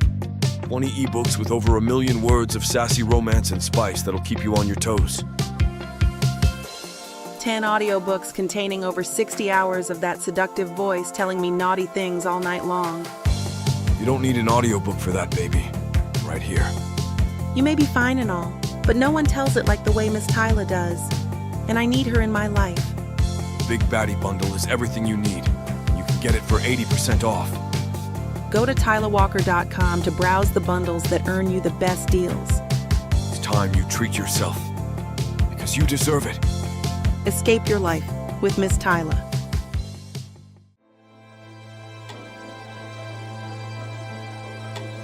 Chapter 16.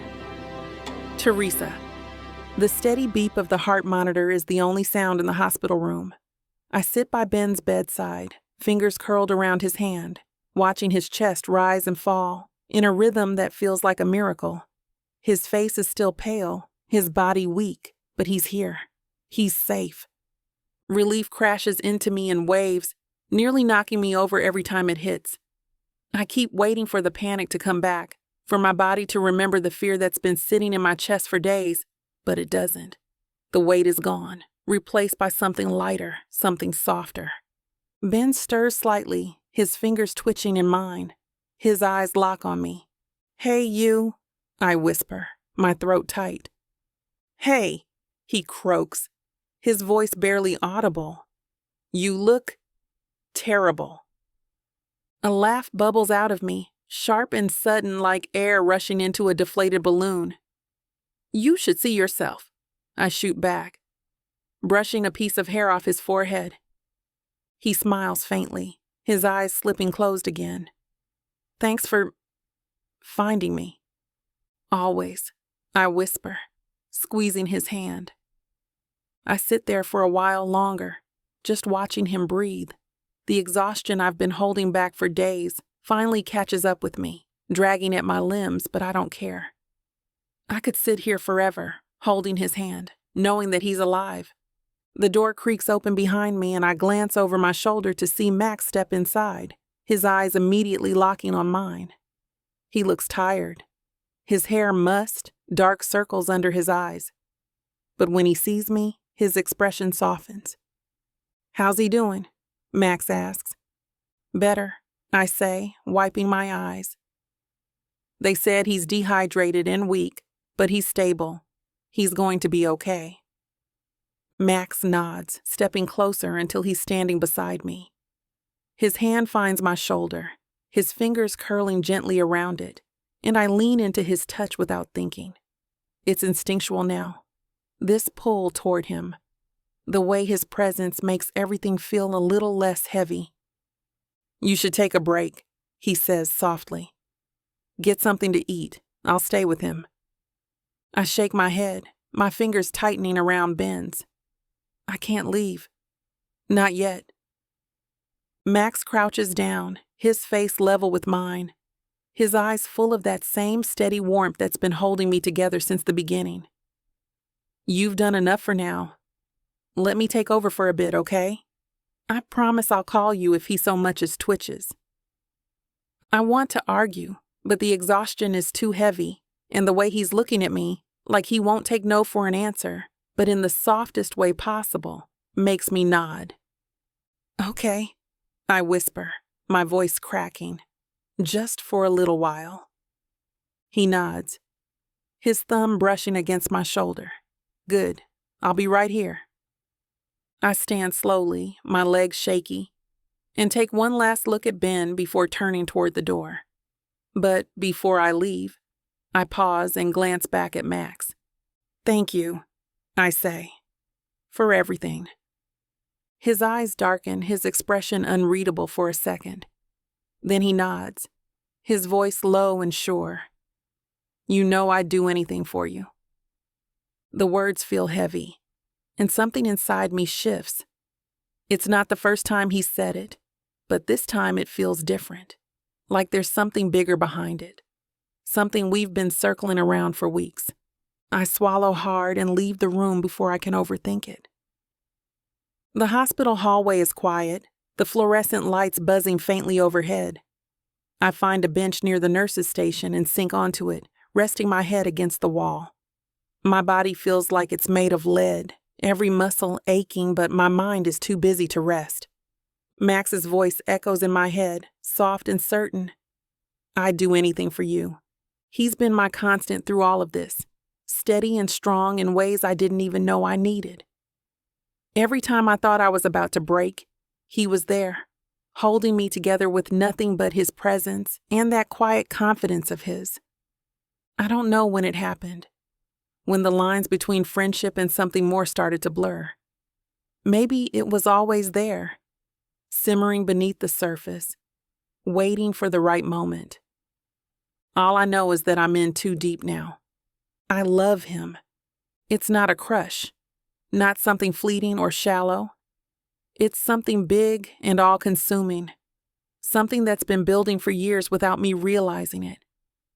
And now that I've named it, there's no going back. The door to Ben's room opens, and Max steps out, his eyes immediately finding mine.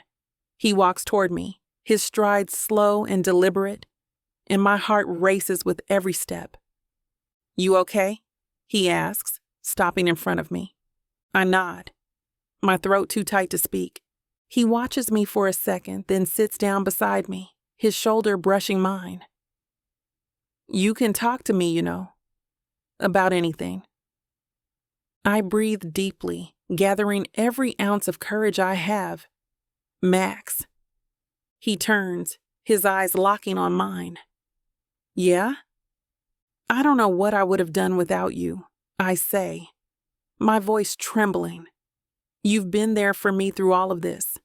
Every step, every breakdown, every bad moment. You didn't have to, but you did. And it means more than I can ever say." Max grabs my hand. I was exactly where I needed to be. My heart stutters, and before I can second-guess myself, I lean in, pressing my forehead to his. Our breaths mingle, warm and shallow, and the world narrows down to just us. "I'm in love with you," I whisper. Max's breath catches, his hand tightening around mine. "Say it again." "I'm in love with you," I repeat, my voice stronger this time. His eyes darken, and then he's kissing me, slow and soft at first, then deeper, like he's been waiting for this as long as I have. We pull away and his forehead rests against mine, his breath warm against my lips. "I love you too," he says, his voice rough with emotion. I've been waiting a long time to say that. Tears well up in my eyes, but this time they're the good kind, the kind that wash away the weight of everything that came before. We sit there in the hallway, holding on to each other, and the world feels right again. Chapter 17. Max. I lean against the wall outside Ben's hospital room, watching Teresa through the small glass window in the door. She's sitting by his bed, her fingers curled gently around his hand, her face soft in the pale hospital light. There's something in the way she looks at him, pure relief mixed with quiet strength that tightens something deep in my chest. I've seen her in so many ways, laughing until she can't breathe, arguing passionately when she thinks she's right, brushing off tough situations with her trademark stubbornness. But this version of Teresa, the one who would fight the entire world to protect the people she loves, leaves me breathless. I'm in love with her. It's not a revelation, not really. It's been creeping up on me for years, weaving itself into my life so quietly I didn't even notice, until it was too big to ignore. But here, in this moment, watching her with Ben, it hits me with the kind of clarity that feels like a punch to the chest. I love her. I love the way she fights for the people she cares about, the way her eyes light up when she's passionate about something, the way she can make me laugh even on my worst days. I love her, and I want her in every possible way, but I can't tell her. Not yet. She's been through too much, days of fear and exhaustion, of holding herself together with nothing but sheer willpower. I don't want to complicate things, not while she's still trying to catch her breath. For now, I'll hold back. I'll give her the time and space she needs. I cross my arms, exhaling slowly. my eyes still locked on her through the window. She looks up suddenly, catching me watching her, and a small smile tugs at the corners of her lips. It's soft, tired, but warm enough to cut through the lingering tension in my chest. I push off the wall and step into the room, closing the door softly behind me. "How's he doing?" I ask, keeping my voice low. Teresa sits back, running a hand through her curls. "Better. His color's coming back, and the nurse said he's responding well to fluids." I nod, stepping closer until I'm standing beside her.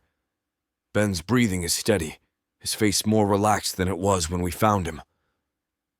The gnawing fear that's been sitting in my gut finally starts to ease. "You've been here all day," I say, tilting my head toward her. "You should get some sleep." She shakes her head. "I'm okay." "You're not," I counter, my voice soft but firm. "You haven't slept properly in days, and you're running on fumes. Let me take over for a bit. Go lie down, even if it's just for an hour." Her eyes flicker, torn between stubbornness and exhaustion, but finally she nods. "Okay, but only if you promise to wake me if anything changes." "I promise," I say, my hand brushing her arm briefly. She stands, her body swaying slightly before she catches herself. I move closer instinctively, my hands resting lightly on her shoulders. "You sure you're okay?" I ask. "I will be," she says, her eyes locking on mine. For a second, everything feels suspended in that space between us, the air thick with something unspoken, something real and heavy and too big for this room. I almost say it. The words sit on the tip of my tongue, burning to be released. But I don't. Instead, I take a breath, letting my hands drop back to my sides. "Go get some rest, T. I've got him." She hesitates, her eyes searching mine for a beat longer, then nods. "Thank you." Her voice is soft, but it carries weight. Like it's not just about me staying with Ben. It's about everything. About being there when she needed me most. About never letting her fall apart alone. I watch her leave, the door clicking softly behind her, and let out a long breath I didn't realize I was holding. Ben stirs about an hour later, his eyes fluttering open to find me sitting beside him. "Hey, man," I say, leaning forward. "You had us pretty worried." He blinks slowly, his lips twitching into a faint smile. "I'm good at that." "No kidding," I mutter, shaking my head. "Next time you feel like going on an adventure, maybe shoot me a text every once in a while." He chuckles weakly, his eyes slipping closed again. "Deal." For a few minutes, the room falls quiet, the soft hum of the machines filling the space.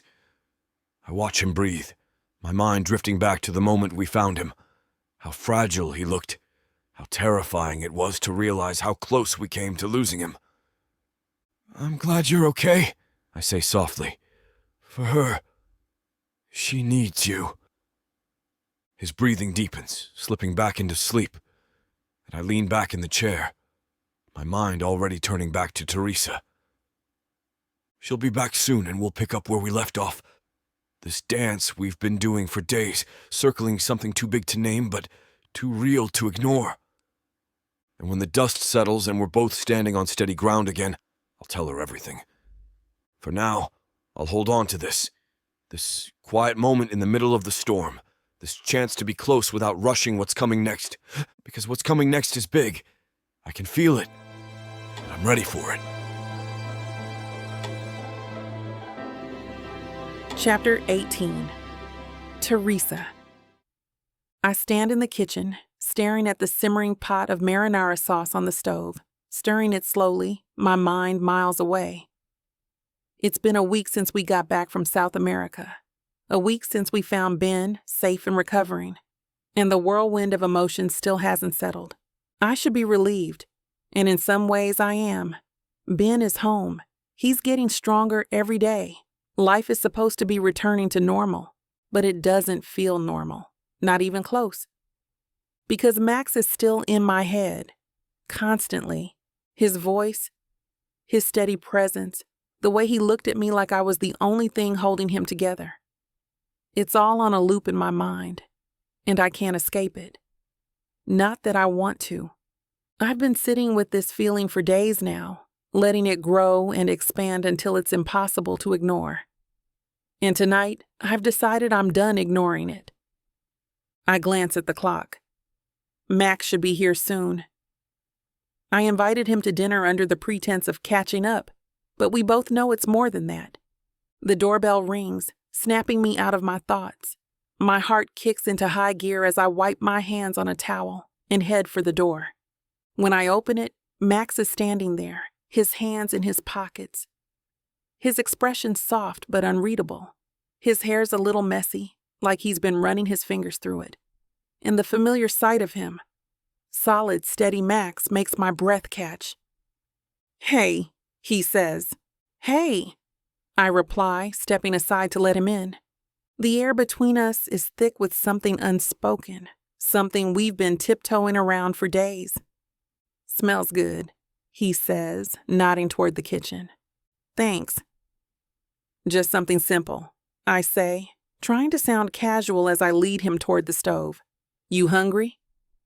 "Starving," he says, but there's something in his voice that tells me he's not just talking about food. I motion for him to sit at the kitchen table while I plate the pasta. My hands are steady, but my heart is anything but.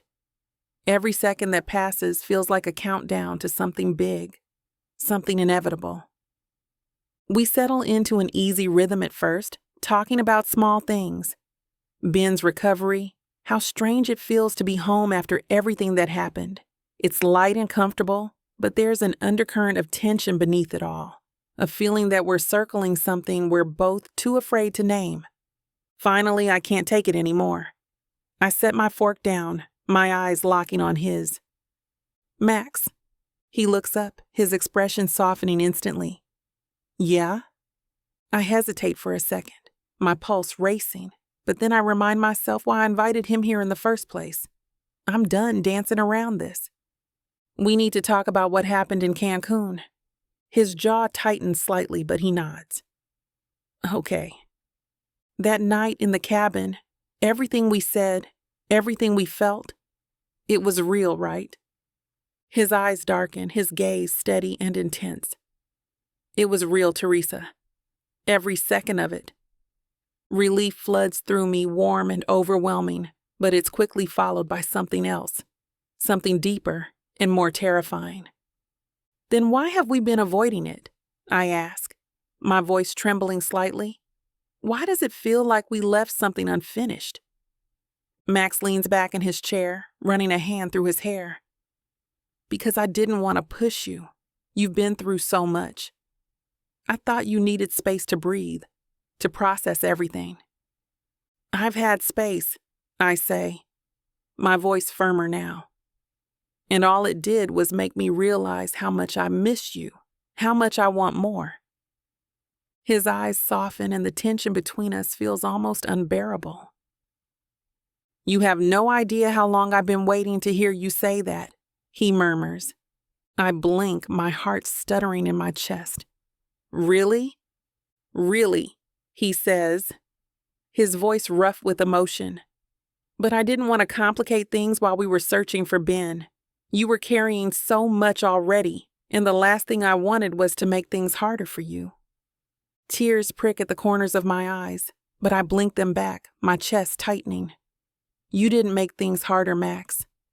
You made them bearable. You're the only reason I didn't fall apart completely." He stands slowly, crossing the room until he's standing right in front of me. His hand comes up to cup my cheek, his thumb brushing gently across my skin.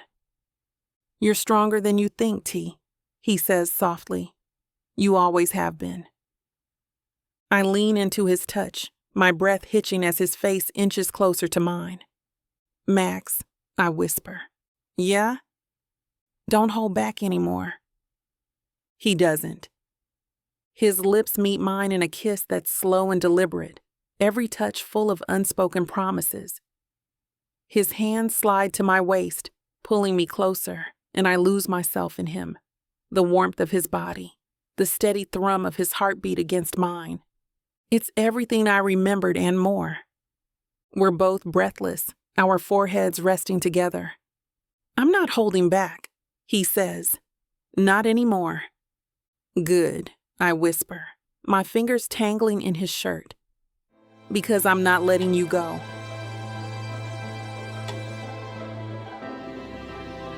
Chapter 19. Max. Teresa's lips are still warm on mine, her fingers tangled in the front of my shirt, holding me like she's afraid I might disappear if she lets go. The world feels like it's tipped on its axis, shrinking down to just us, her body pressed against mine, her breath mixing with mine in this perfect dizzying way. And I'm done pretending. I pull back just enough to meet her eyes, our foreheads still touching. She looks at me, her dark eyes wide and searching, her lips still slightly parted. And it's like she's waiting for me to say something. Anything. This is it. No backing out now. I'm in love with you, Teresa, I say, my voice rough and low, every word pulled straight from my chest. I've been in love with you for longer than I even realized. And if I've learned anything in the last few weeks, it's that I'm done waiting, done pretending this isn't what I want, what we both want. Her breath hitches, her hands tightening on my shirt.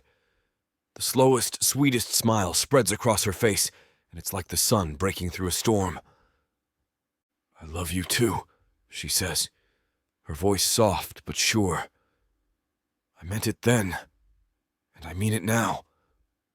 I barely get the chance to process those words before she pulls me back in, her lips crashing against mine.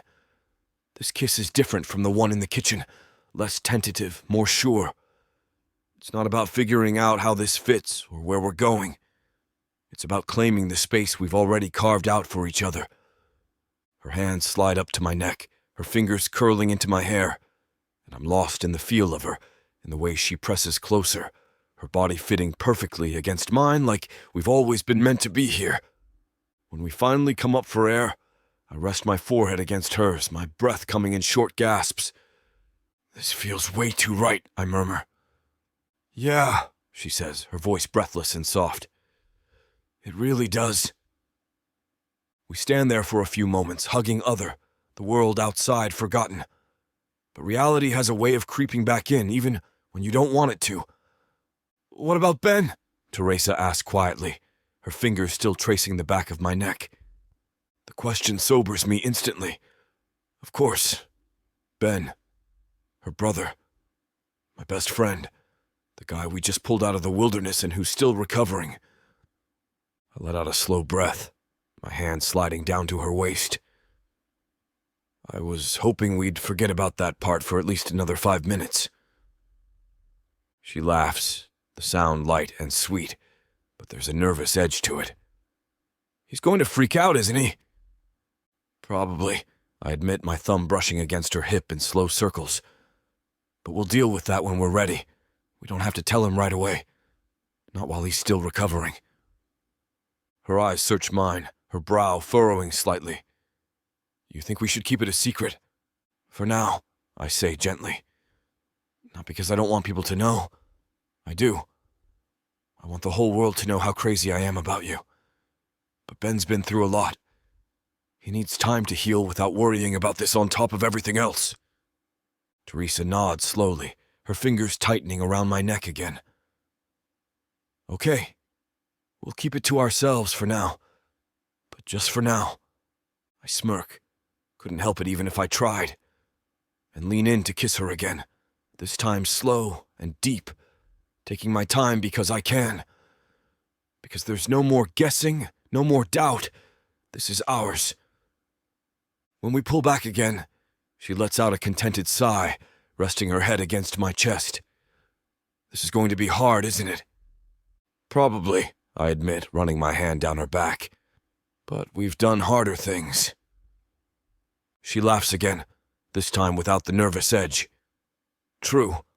What's a little secret dating compared to hiking through the Andes and carrying my half-dead brother out of the woods? Exactly, I say, brushing a kiss against the top of her head.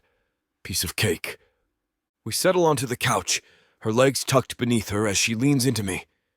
I wrap an arm around her, holding her close, and everything feels calm. Right. We talk quietly about nothing in particular.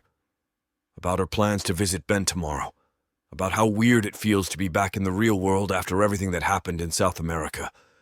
About the fact that she still owes me a rematch in Scrabble after I beat her last time. But underneath it all, there's a hum of something bigger. Something that feels like a promise. I brush a curl behind her ear, my fingers lingering on her cheek.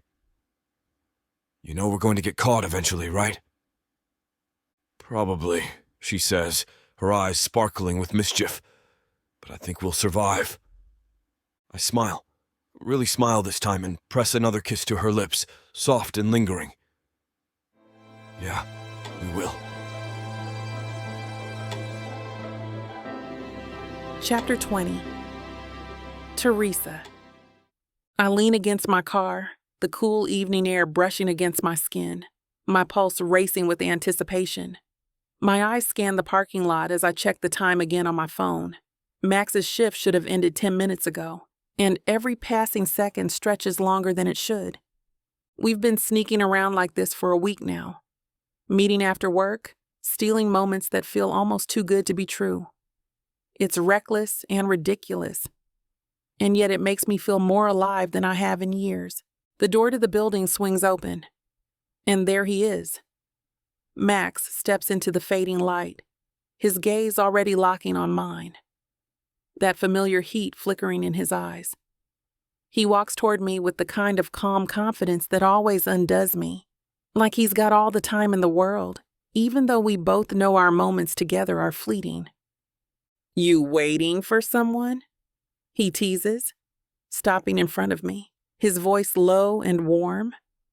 Just some guy I've been secretly dating, I say, my lips curving into a slow smile.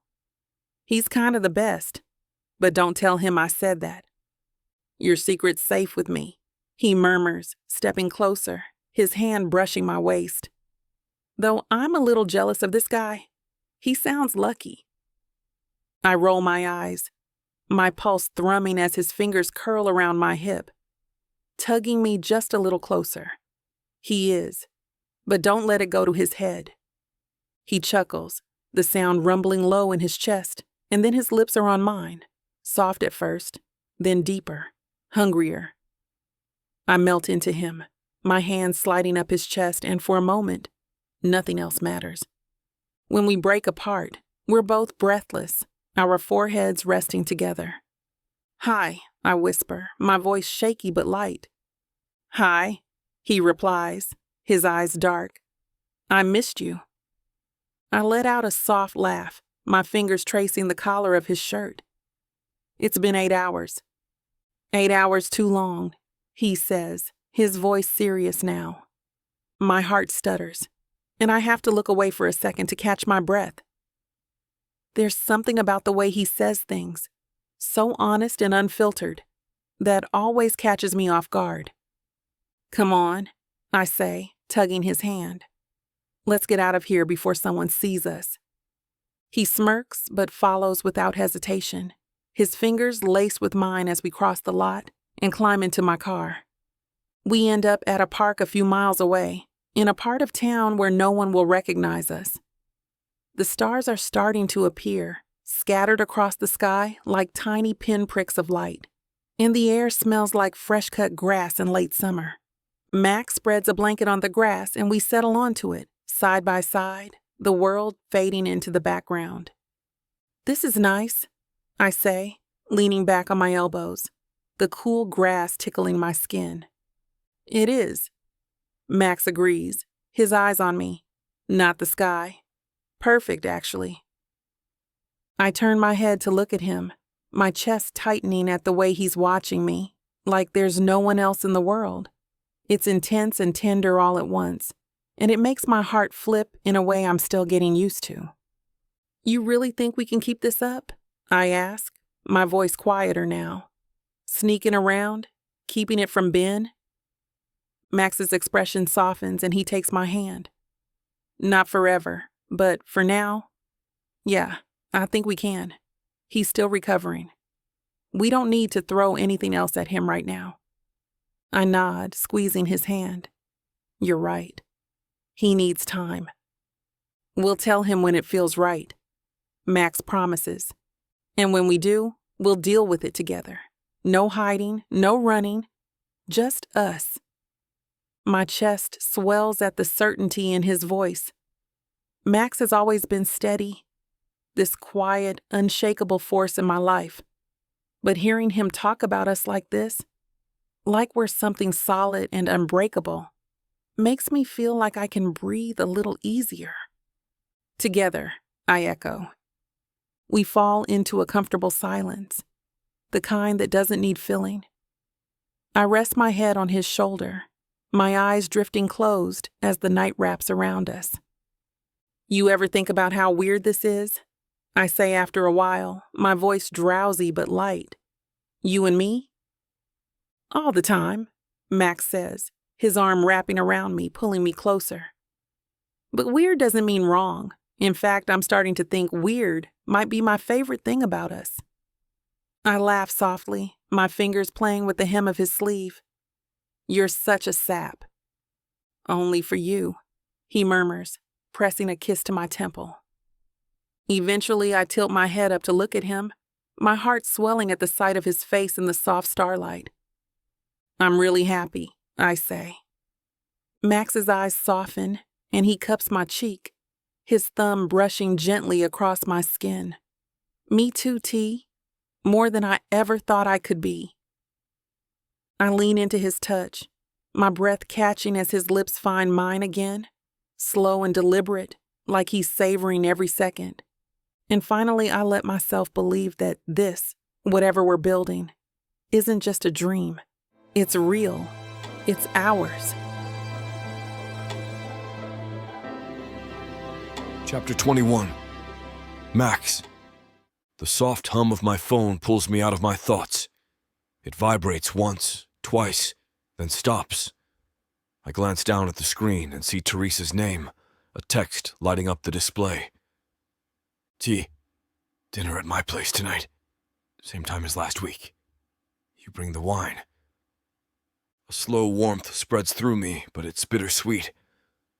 I text her back with a simple, on my way, pocket the phone and lean back in my chair at the bar where I've been nursing a beer. The room is dimly lit and noisy, but I barely notice any of it. My mind is elsewhere, on her. It always is.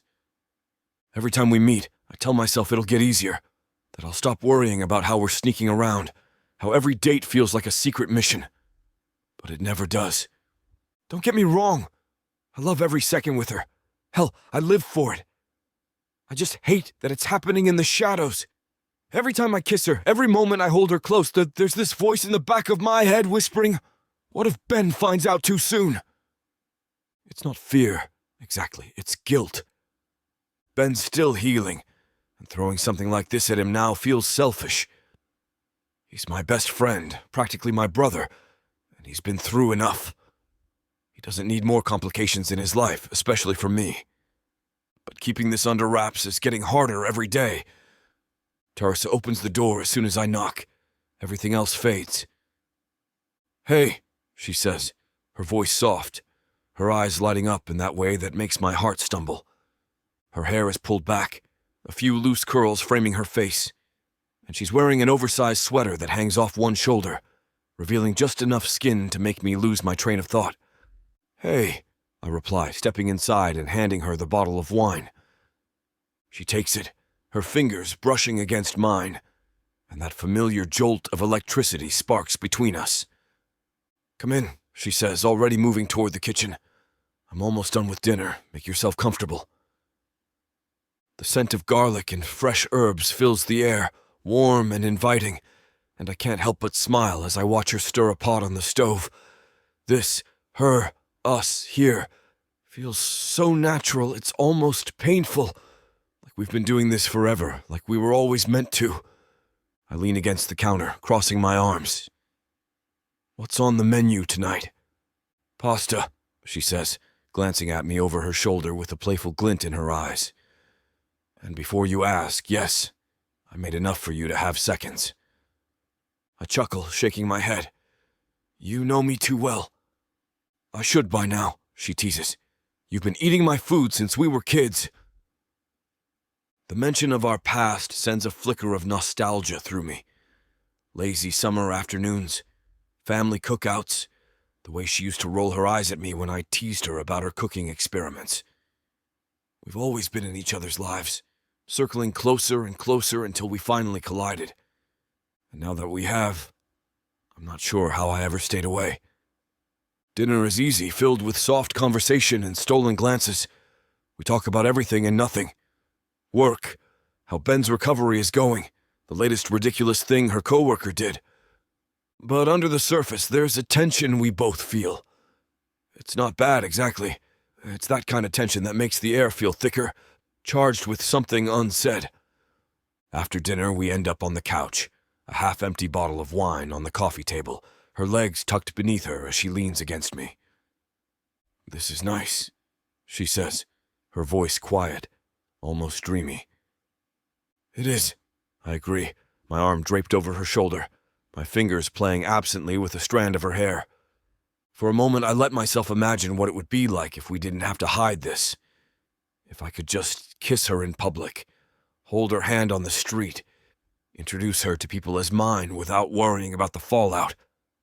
But then the reality sets in and the guilt creeps back in. "This can't stay a secret forever," I say softly, more to myself than to her. Teresa shifts, sitting up a little straighter, her eyes searching mine. "I know. We'll have to tell him eventually," I continue, my thumb brushing slow circles on her shoulder. "But every time I think about it, I can't hurt him, T. He's been through too much already." Her eyes soften and she laces our fingers together. "We'll tell him when it's right. But Max, you can't keep carrying all of this on your own. We're in this together, remember?" I nod, her words sinking in, but it doesn't fully quiet the worry gnawing at me. "I don't want to lose him," I admit, "and I don't want to lose you." "You won't," she says firmly. "We'll figure it out, all of it. But right now, we have this, and I don't want to waste it worrying about things we can't control yet." Her words are like a balm, soothing the raw edges of my anxiety. I pull her closer, my forehead resting against hers. "You're right," I whisper. "I'm done wasting time." Her breath hitches and everything stills. Then our lips meet. This kiss is different. Not rushed or desperate, but slow and deep, filled with promises and unspoken truths. Her hands slide up my chest, curling into the fabric of my shirt, and I feel like I'm drowning in her in the best possible way. When it's over, she's breathless, her eyes dark and filled with something that makes my chest ache. "I'm not going anywhere," she says softly. "Good," I murmur, my thumb brushing against her cheek, "because I'm not letting you." I finally don't feel guilty. I just feel whole. Chapter 22. Teresa. I'm standing at the kitchen counter, chopping vegetables for lunch, when Ben walks in, his footsteps slow but steady. He's getting stronger every day, but he still moves like his body is remembering how to work again. Seeing him upright, moving around like his old self, should fill me with relief. It does. It really does. But today, there's a knot in my stomach I can't ignore. And it twists tighter when he pauses in the doorway, watching me with that look. The one that tells me he's trying to figure something out. "You've been smiling a lot lately," he says, his voice casual but laced with curiosity. I force a laugh, focusing hard on the cucumber in front of me. "I'm not allowed to smile now?" "You're allowed," he says, walking into the kitchen and leaning against the counter. "It's just different. You're all happy and glowy. Makes me wonder what or who is responsible for that." I freeze for half a second before recovering, but it's too late. His eyes narrow, a slow smile tugging at his lips. "Teresa," he says, dragging my name out like we're kids again, and he's caught me doing something I shouldn't. "Is there something you want to tell me?" I shake my head, trying to keep my voice light. Nope. Nothing to tell. His eyebrow arches, and he crosses his arms, leaning in just a little. Really? Because you've been disappearing a lot lately? Always running errands or working late. And I'm not trying to pry or anything, but you're a terrible liar.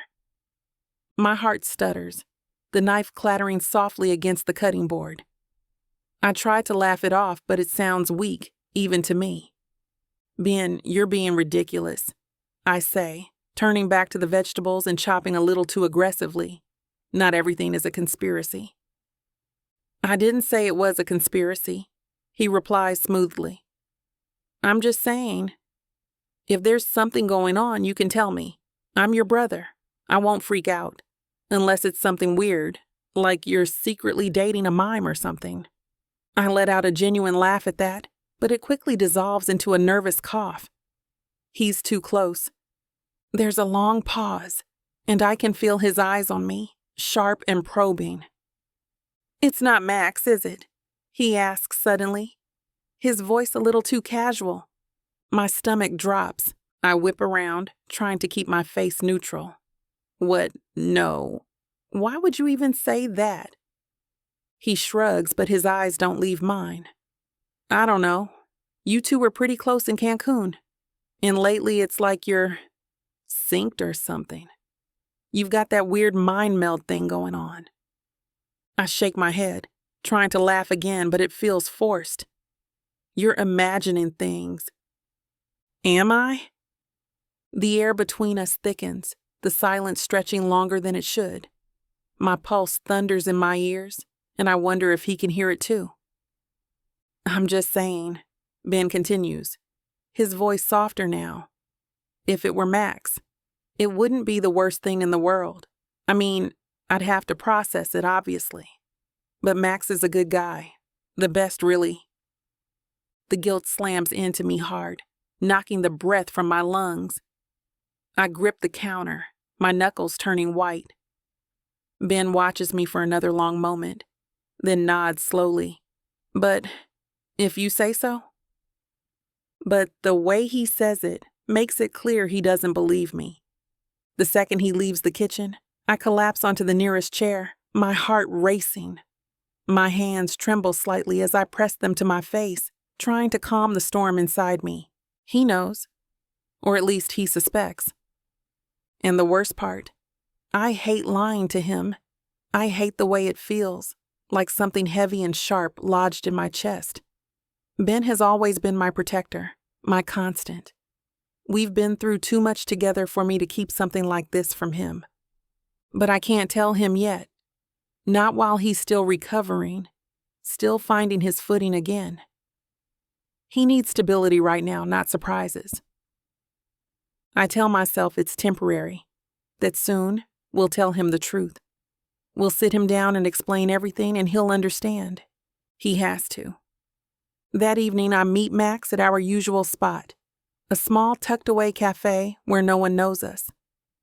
He's already waiting for me at a table in the back, his eyes lighting up when he sees me. But the moment I slide into the seat across from him, his smile fades. What's wrong? He asks, his voice low and concerned. Ben, I say, running a hand through my hair. He's suspicious. Max leans back, his brow furrowing. What did he say? He asked if something was going on between us, I admit. I denied it, but he didn't believe me. I could see it in his face. Max sighs, dragging a hand down his face. Damn. I hate lying to him. I whisper, my voice breaking a little. It feels wrong. I know, Max says softly, reaching across the table to take my hand. I hate it too, but we agreed, right? We wait until he's stronger, until it feels like the right time. We're doing this for him, not because we're ashamed or because we're hiding from him. We're just trying to protect him. I nod, his words settling over me like a warm blanket. You're right, I just can't hurt him. You won't, Max promises, his grip tightening on mine. When we tell him, We'll do it together. And he'll understand. He loves you. He wants you to be happy. A tear slips down my cheek, and Max brushes it away with his thumb. His touch gentle. I am happy, I whisper, with you. His eyes soften, and he leans in, his lips brushing mine in a kiss that's soft and reassuring. We'll figure this out, he murmurs against my lips. Together.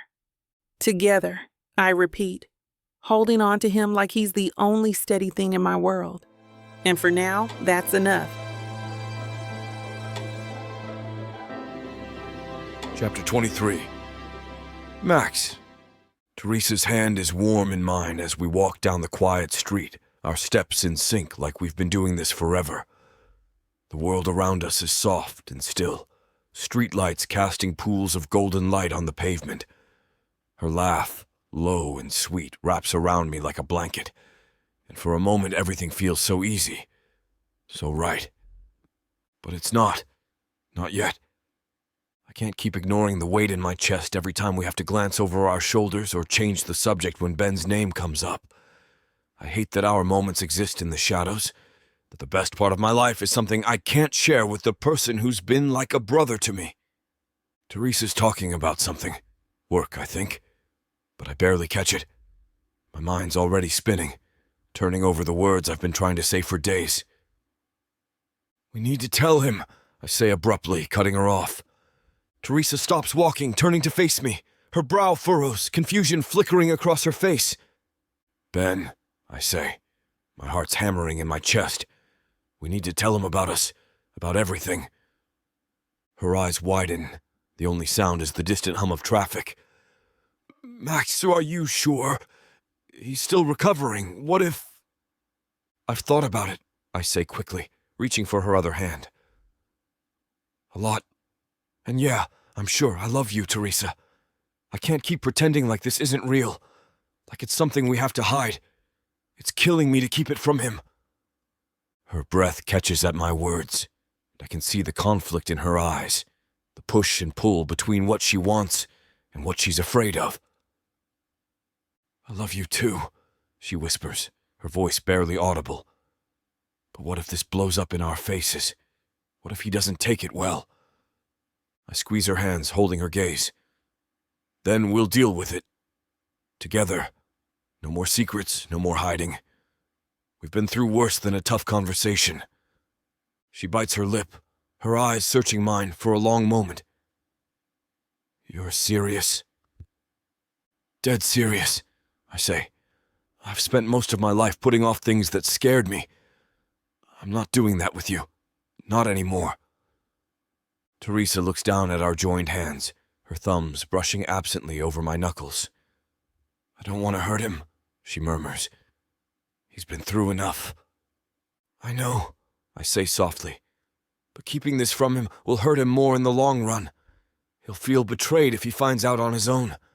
At least, if we tell him, we're giving him the respect he deserves. She nods slowly, her shoulders relaxing just a little. Okay, she says finally. Let's tell him. But can we do it together? Always, I promise. We're in this together no matter what.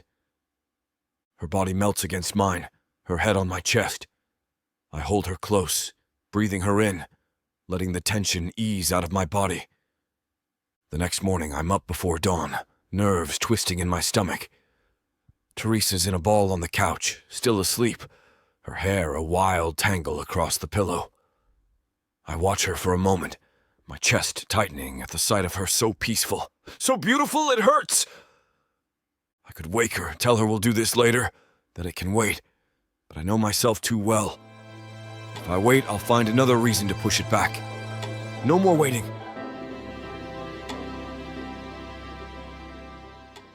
I thought I was getting a fake marriage, but I didn't know my story was being told by Miss Tyla. This isn't just any fake marriage, now is it? No, you introduced me to the devil. Come on, girl, Jacob isn't that bad. Oh, I love Jacob. His family, on the other hand? Beggars can't be choosers, Nyla. You should be grateful I even let Jacob Stone look your way. I just wanted to save my granddaddy. Is that so bad? Why couldn't you let this be a normal fake marriage? Instead, you put me in a twisty story filled with money, betrayal, power, and lies. Let's not forget love. That's what keeps me going. But not gonna lie, Miss Tyla. This story you got me in ain't the simple fake marriage, happy ending I thought it would be. It's not. Because where would be the fun in that? Treat yourself to Say Less I Love You. Tuesdays and Thursdays. New seasons premiere every month. Or skip the wait and grab the full series bundle from TylaWalker.com. Treat yourself with Miss Tyla.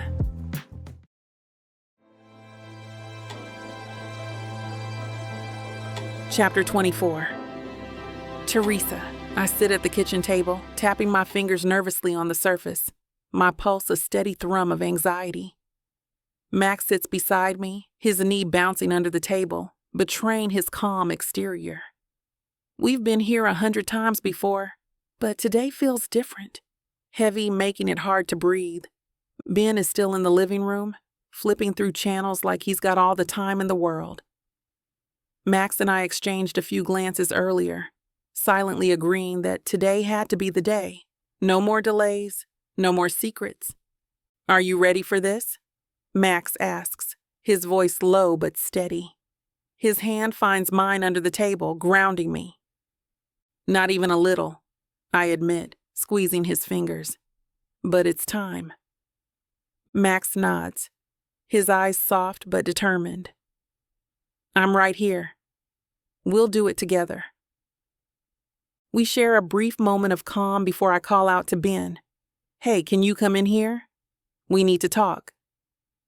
There's a beat of silence, and then Ben appears in the doorway, a curious look on his face. He leans against the doorframe, crossing his arms. What's up? My stomach twists, and I forget how to speak. I glance at Max, who gives me a small nod, silently telling me I've got this. Okay, so there's something we need to tell you. I start, my voice trembling just enough to make me hate it. It's about me and Max. Ben's brow furrows, but he doesn't interrupt, which somehow makes it worse.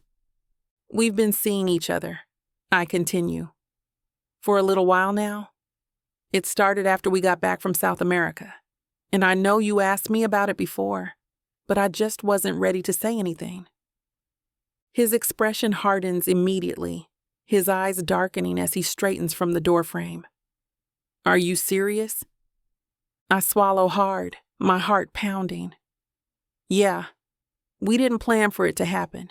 It just did. And I know we should have told you sooner, but we didn't want to overwhelm you while you were still recovering. Ben stares at us, his jaw clenched tight. Maybe he'll take it better than I expected, but then he shakes his head, letting out a bitter laugh. Wow. So you two decided to hook up while I was missing. That's classy. Ben, it's not like that, Max says, his voice calm but firm. We were worried about you. What we've felt has been there for a long time. It just happened to get stronger while we were in Cancun. Oh, it just happened? Great. That makes it so much better. Ben snaps, his eyes flashing with hurt. My best friend and my sister sneaking around behind my back. You didn't think maybe I deserved to know? We weren't sneaking around to hurt you, I say quickly, standing up, my voice pleading. We were waiting for the right time to tell you. We didn't want to make things harder on you. And you said you would be happy. Harder on me? Ben's laugh is sharp and humorless. You think it's easier to find out like this? That my best friend, the guy I've trusted with everything, was keeping something like this from me? Max stands too, his hands raised in a calming gesture. Ben, listen. I love her. This isn't just some casual thing. I love her, and I've wanted to tell you for a long damn time, but I didn't want to drop it on you when you were still healing. Ben's eyes snap to Max, and I see the full force of his anger. You love her? So what, that makes it okay? You decided it was your call when I was ready to know about this? I feel like I'm watching everything unravel in slow motion, each word hitting harder than the last. Ben, I whisper, my chest tightening. Please don't do this. We didn't mean to hurt you. But you did, he says, his voice cracking. I thought you two were the people I could trust most in the world, and now I don't know what to think. A heavy silence falls over the room, thick with things none of us know how to say. Max's shoulders tense beside me, his voice quieter now. We didn't betray you, Ben. We love you, both of us. And we love each other too. That doesn't change what you mean to us. Ben's eyes soften for just a second, but it's quickly replaced by something harder. He rubs a hand down his face, letting out a long breath. I need some air, he mutters, turning on his heel and heading for the door. I start to follow, but Max catches my arm, shaking his head gently. Let him go, he says quietly. He needs time. The door closes behind Ben with a soft thud, and suddenly the house feels too big, too empty. I sink back into my chair, my hands trembling. He hates us, I whisper, my voice cracking. No, he doesn't, Max says firmly, pulling me into his arms. He's hurt. He's angry. But he doesn't hate us. He just needs time to wrap his head around it.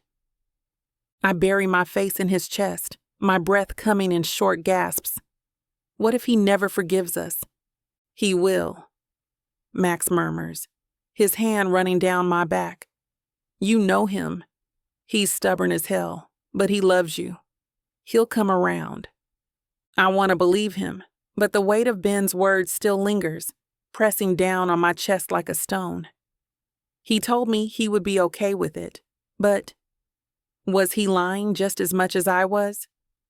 For now, all I can do is hold on to Max and hope that he's right, that love is enough to pull us through this storm. Chapter 25. Max. The sound of the front door slamming echoes through the house like a gunshot, and I'm frozen, staring at the empty space where Ben stood just seconds ago. The air feels too thick, my chest tight and burning. I can still see the hurt in his eyes, the anger barely masking the betrayal. Teresa stands next to me, her face pale and stricken, her arms wrapped around herself like she's trying to hold it together. I want to reach for her, to pull her into my arms and tell her it's going to be okay. But right now, I'm not sure it will be.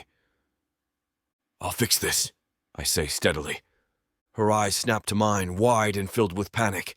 Max, no, it's not just on you. We both... No. I cut her off, my hand already reaching for the door. He's mad at me. He trusted me. Let me be the one to talk to him. But... I've got this, T, I say, my voice softening as I cup her face. I'm not going to let this blow us apart. Just... stay here, please. She hesitates, her bottom lip trembling, then nods slowly. Okay, but come back, Max. Don't make me wait too long. Her voice cracks at the end, and it damn near breaks me. I press a quick kiss to her forehead before stepping outside, the cold air biting at my skin. Ben's not hard to find. He's standing at the edge of the driveway, his hands on his hips, his head tilted back like he's searching for answers in the sky. I approach him slowly, giving him space, but I know I can't waste time dancing around this. Ben, I say, my breath visible in the chilly air. He doesn't turn around. Go back inside, Max. I'm not going anywhere, I say quietly. Not until we talk. He spins around, his eyes flashing. Talk? You think I want to talk to you right now? You think there's anything you can say that'll make this okay? Probably not, I admit, shoving my hands into my pockets. But I'm still going to try. Ben takes a step closer, his voice low and dangerous. You were supposed to have my back. Not sneak around with my sister behind mine. I did have your back, I say, my voice rising before I catch myself. Every step of the way. I was there for you, and I'll always be there for you.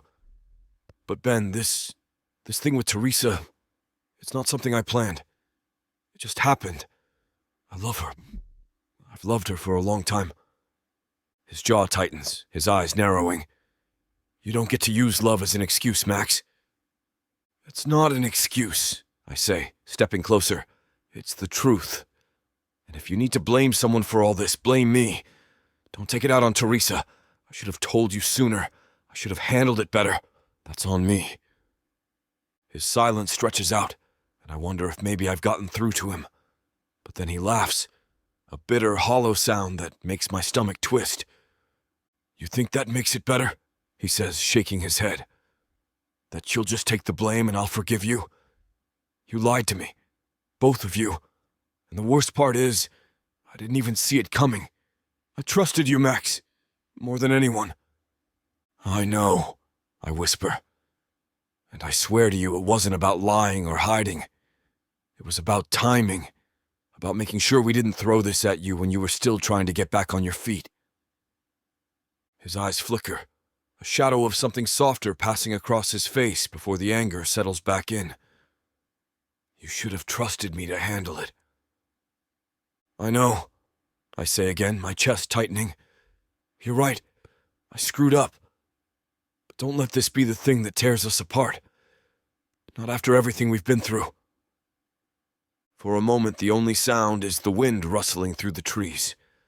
I watch his face, searching for any sign that he's softening, that he's willing to meet me halfway, but his expression stays hard, unreadable.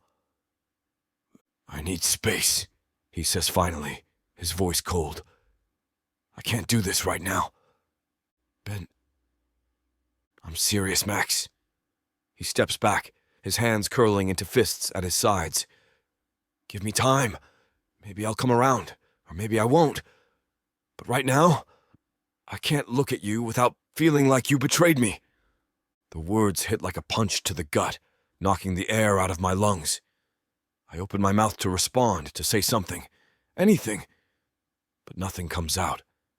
Instead, I nod slowly, swallowing the lump rising in my throat. Okay, I say quietly. Take the time you need. Ben doesn't say anything else. He turns and walks down the street, his shoulders tense, his footsteps echoing in the quiet night. I stand there until he disappears around the corner, my chest burning with everything I couldn't say. When I walk back inside, Teresa is waiting for me, her eyes wide and full of questions. Is he coming back? She asks, her voice trembling. I shake my head, sinking onto the couch beside her. Not tonight. Her breath catches and I reach for her. She lays her head on my chest, her body trembling against mine. It's going to be okay, I murmur, running my fingers through her hair. He just needs time. He'll come around. You don't know that, she whispers. I do, I insist, tightening my hold on her. He loves you too much to stay mad forever. We sit there in silence, holding on to each other. And for now, it's enough. It has to be. Chapter 26. Teresa. The apartment feels too quiet, too still. I sit on the edge of my bed, staring at my phone, my thumb hovering over Max's number. It's ridiculous how heavy a simple choice can feel. Press call or don't. There's no in-between, but both options feel impossible. I set the phone down, clenching my hands into fists to keep them from shaking. We agreed this was for the best, that giving Ben some space meant giving each other space too. It made sense at the time. Max said it with such calm certainty that I almost believed it wouldn't hurt this much. But it does. It hurts like hell. The past 3 days have felt like walking through a fog, each hour dragging slower than the one before. I've been going through the motions. Work, grocery shopping, cleaning the same spotless countertop over and over. But it's all on autopilot. My mind keeps drifting back to Max, to the way his arms felt around me, how steady his voice was even when everything else felt like it was tilting. Now, without him, everything feels off balance. I reach for my phone again, desperate for something to break the silence, and catch myself for the second time. No, give him time, Teresa. Give yourself time. The thought doesn't help. It feels hollow, like a lie I'm telling myself to make the ache in my chest feel smaller. A knock at the door startles me, and my heart leaps into my throat before logic kicks in. It won't be Max. We agreed, space. No texts, no late-night visits, no slipping back into each other like gravity pulling us together.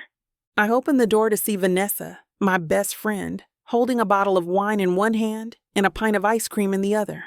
Her eyebrows lift as she takes in my rumpled clothes and the mess of my living room behind me. "Girl," she says, stepping inside without waiting for an invitation. "I'm guessing by the look on your face that things aren't great." "They're fine," I lie, closing the door behind her. Vanessa gives me a look that says she's not buying it. "I brought wine and emotional support carbs. Don't waste my time with lies." I sink onto the couch, letting out a long sigh. It's a mess, Ness. A total mess. She flops down beside me, handing me the wine. Start from the beginning. I tell her everything. About Ben. About the way he looked at us like we'd ripped something sacred out from under him. About how Max took the blame to protect me. I try to keep my voice steady, but it wavers more than once. By the time I get to the part where Max and I agreed to take a break, my throat feels raw. Vanessa listens quietly, her expression softening with every word. When I finish, she takes a long sip of her wine and exhales slowly. "First of all, Ben needs to get over himself," she says, leaning back. "I get that he's hurt, but you're his sister, not his property. He should want you to be happy." "It's not that simple," I say, hugging a pillow to my chest. "He's been through so much, I think he felt blindsided." "Still," Vanessa says, her tone firm, "he'll come around eventually. He loves you. And Max, that guy would move mountains for you. If anyone's worth waiting for, it's him." Her words hit something deep in my chest, and for a moment I can't breathe. "I miss him," I admit, my voice cracking. "It's only been a few days, but it feels like forever.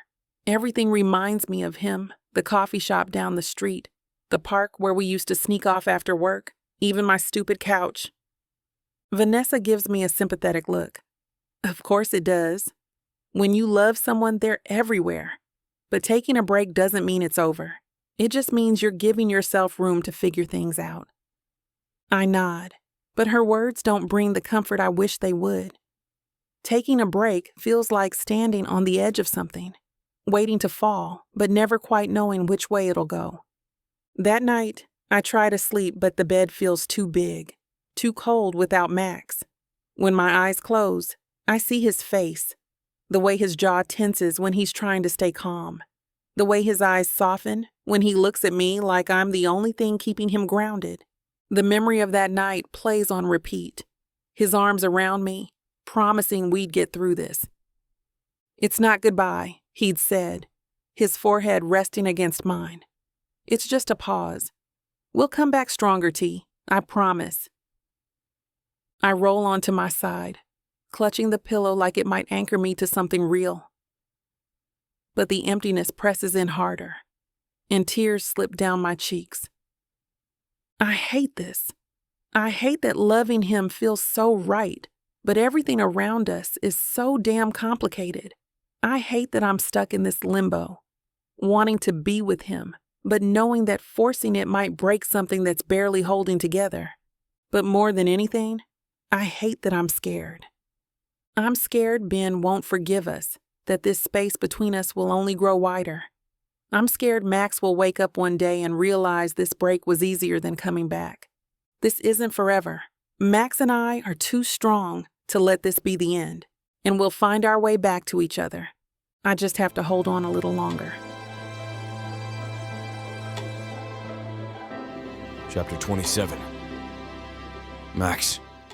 The warehouse smells like sawdust and motor oil, and the steady hum of machinery usually calms me down, grounding me in the routine of work. But today everything feels off. No matter how many times I try to lose myself in the rhythm of the job, my mind keeps drifting back to her. Theresa!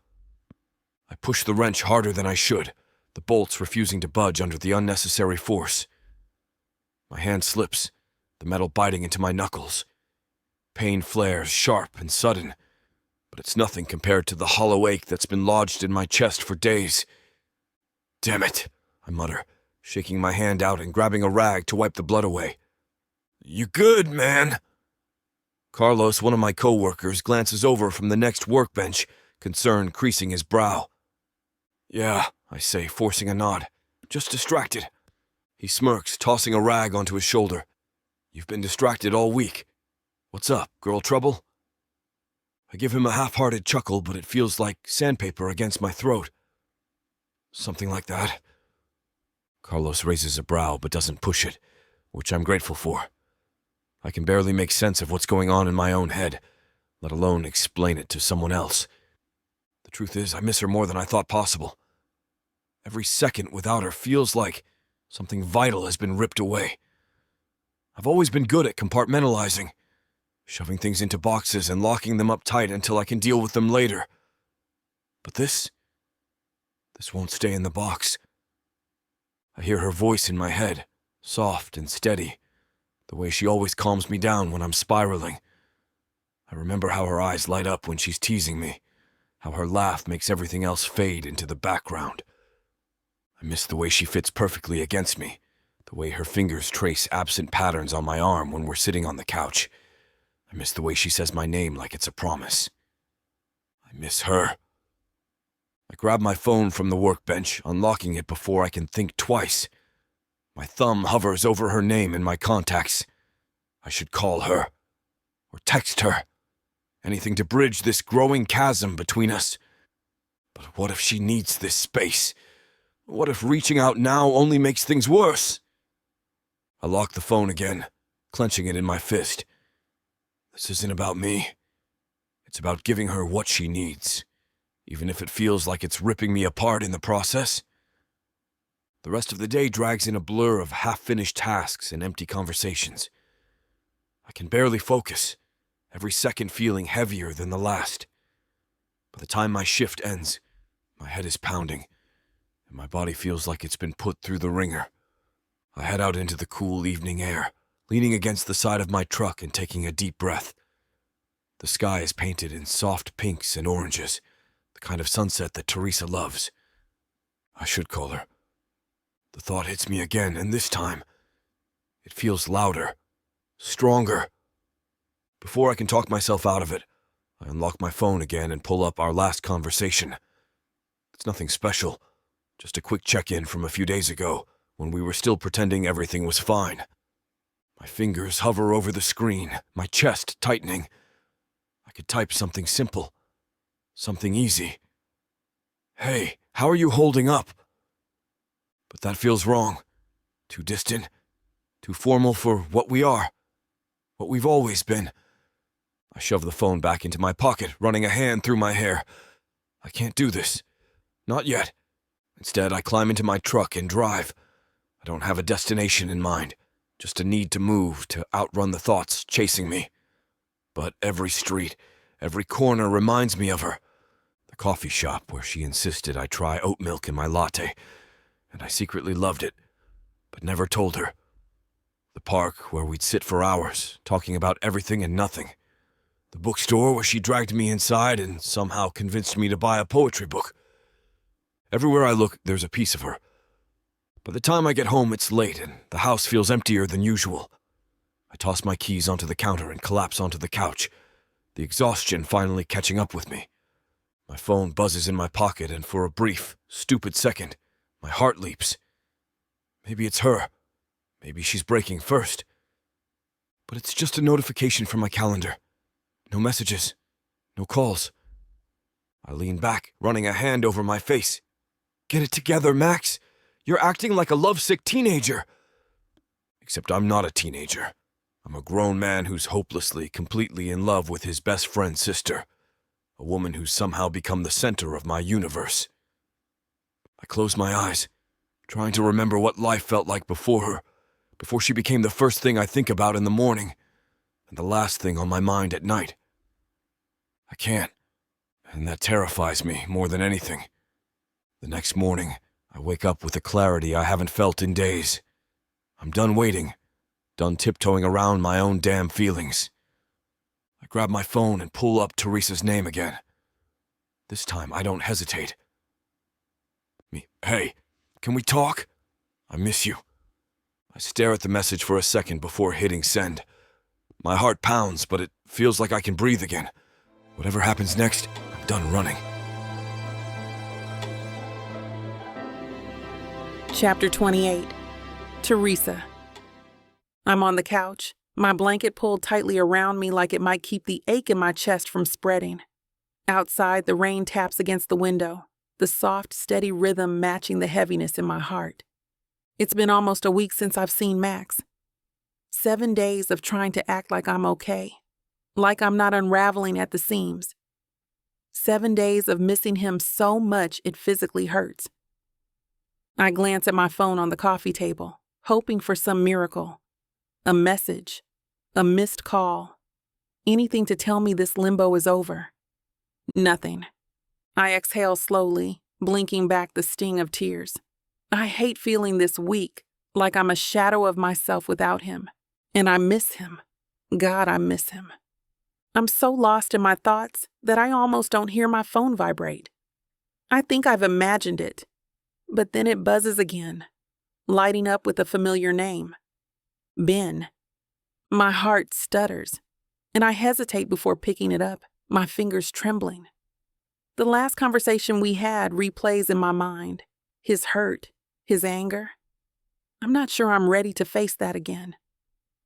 But something in my chest tightens, and I know I have to answer. Hey, I say softly, my voice barely steady. There's a pause on the other end, and then Ben's voice comes through, quieter than usual. Hey, T, you got a minute? Yeah, I whisper, clutching the phone like it might anchor me to something solid. What's up? He sighs, and I can almost picture him running a hand through his hair, his telltale sign that he's about to say something big. I've been thinking a lot, he starts, his voice careful. About what happened, about you and Max. I hold my breath, waiting for the other shoe to drop. I was mad, he continues. Hurt, mostly. It felt like everything was spinning out of control, and finding out about you two, it just hit me harder than I expected. I'm sorry, I say quickly, my throat tightening. We never wanted to hurt you, Ben. We were just trying to... I know, he cuts me off gently. I know you didn't do it to hurt me, and I've been stubborn about this because you're my little sister. I've always felt like it's my job to protect you, even if you don't need it anymore. I swallow hard, my eyes burning. I'll always need you, Ben. He lets out a soft laugh, but it's tinged with something bittersweet. Well, I've realized something. Max is one of the best guys I know.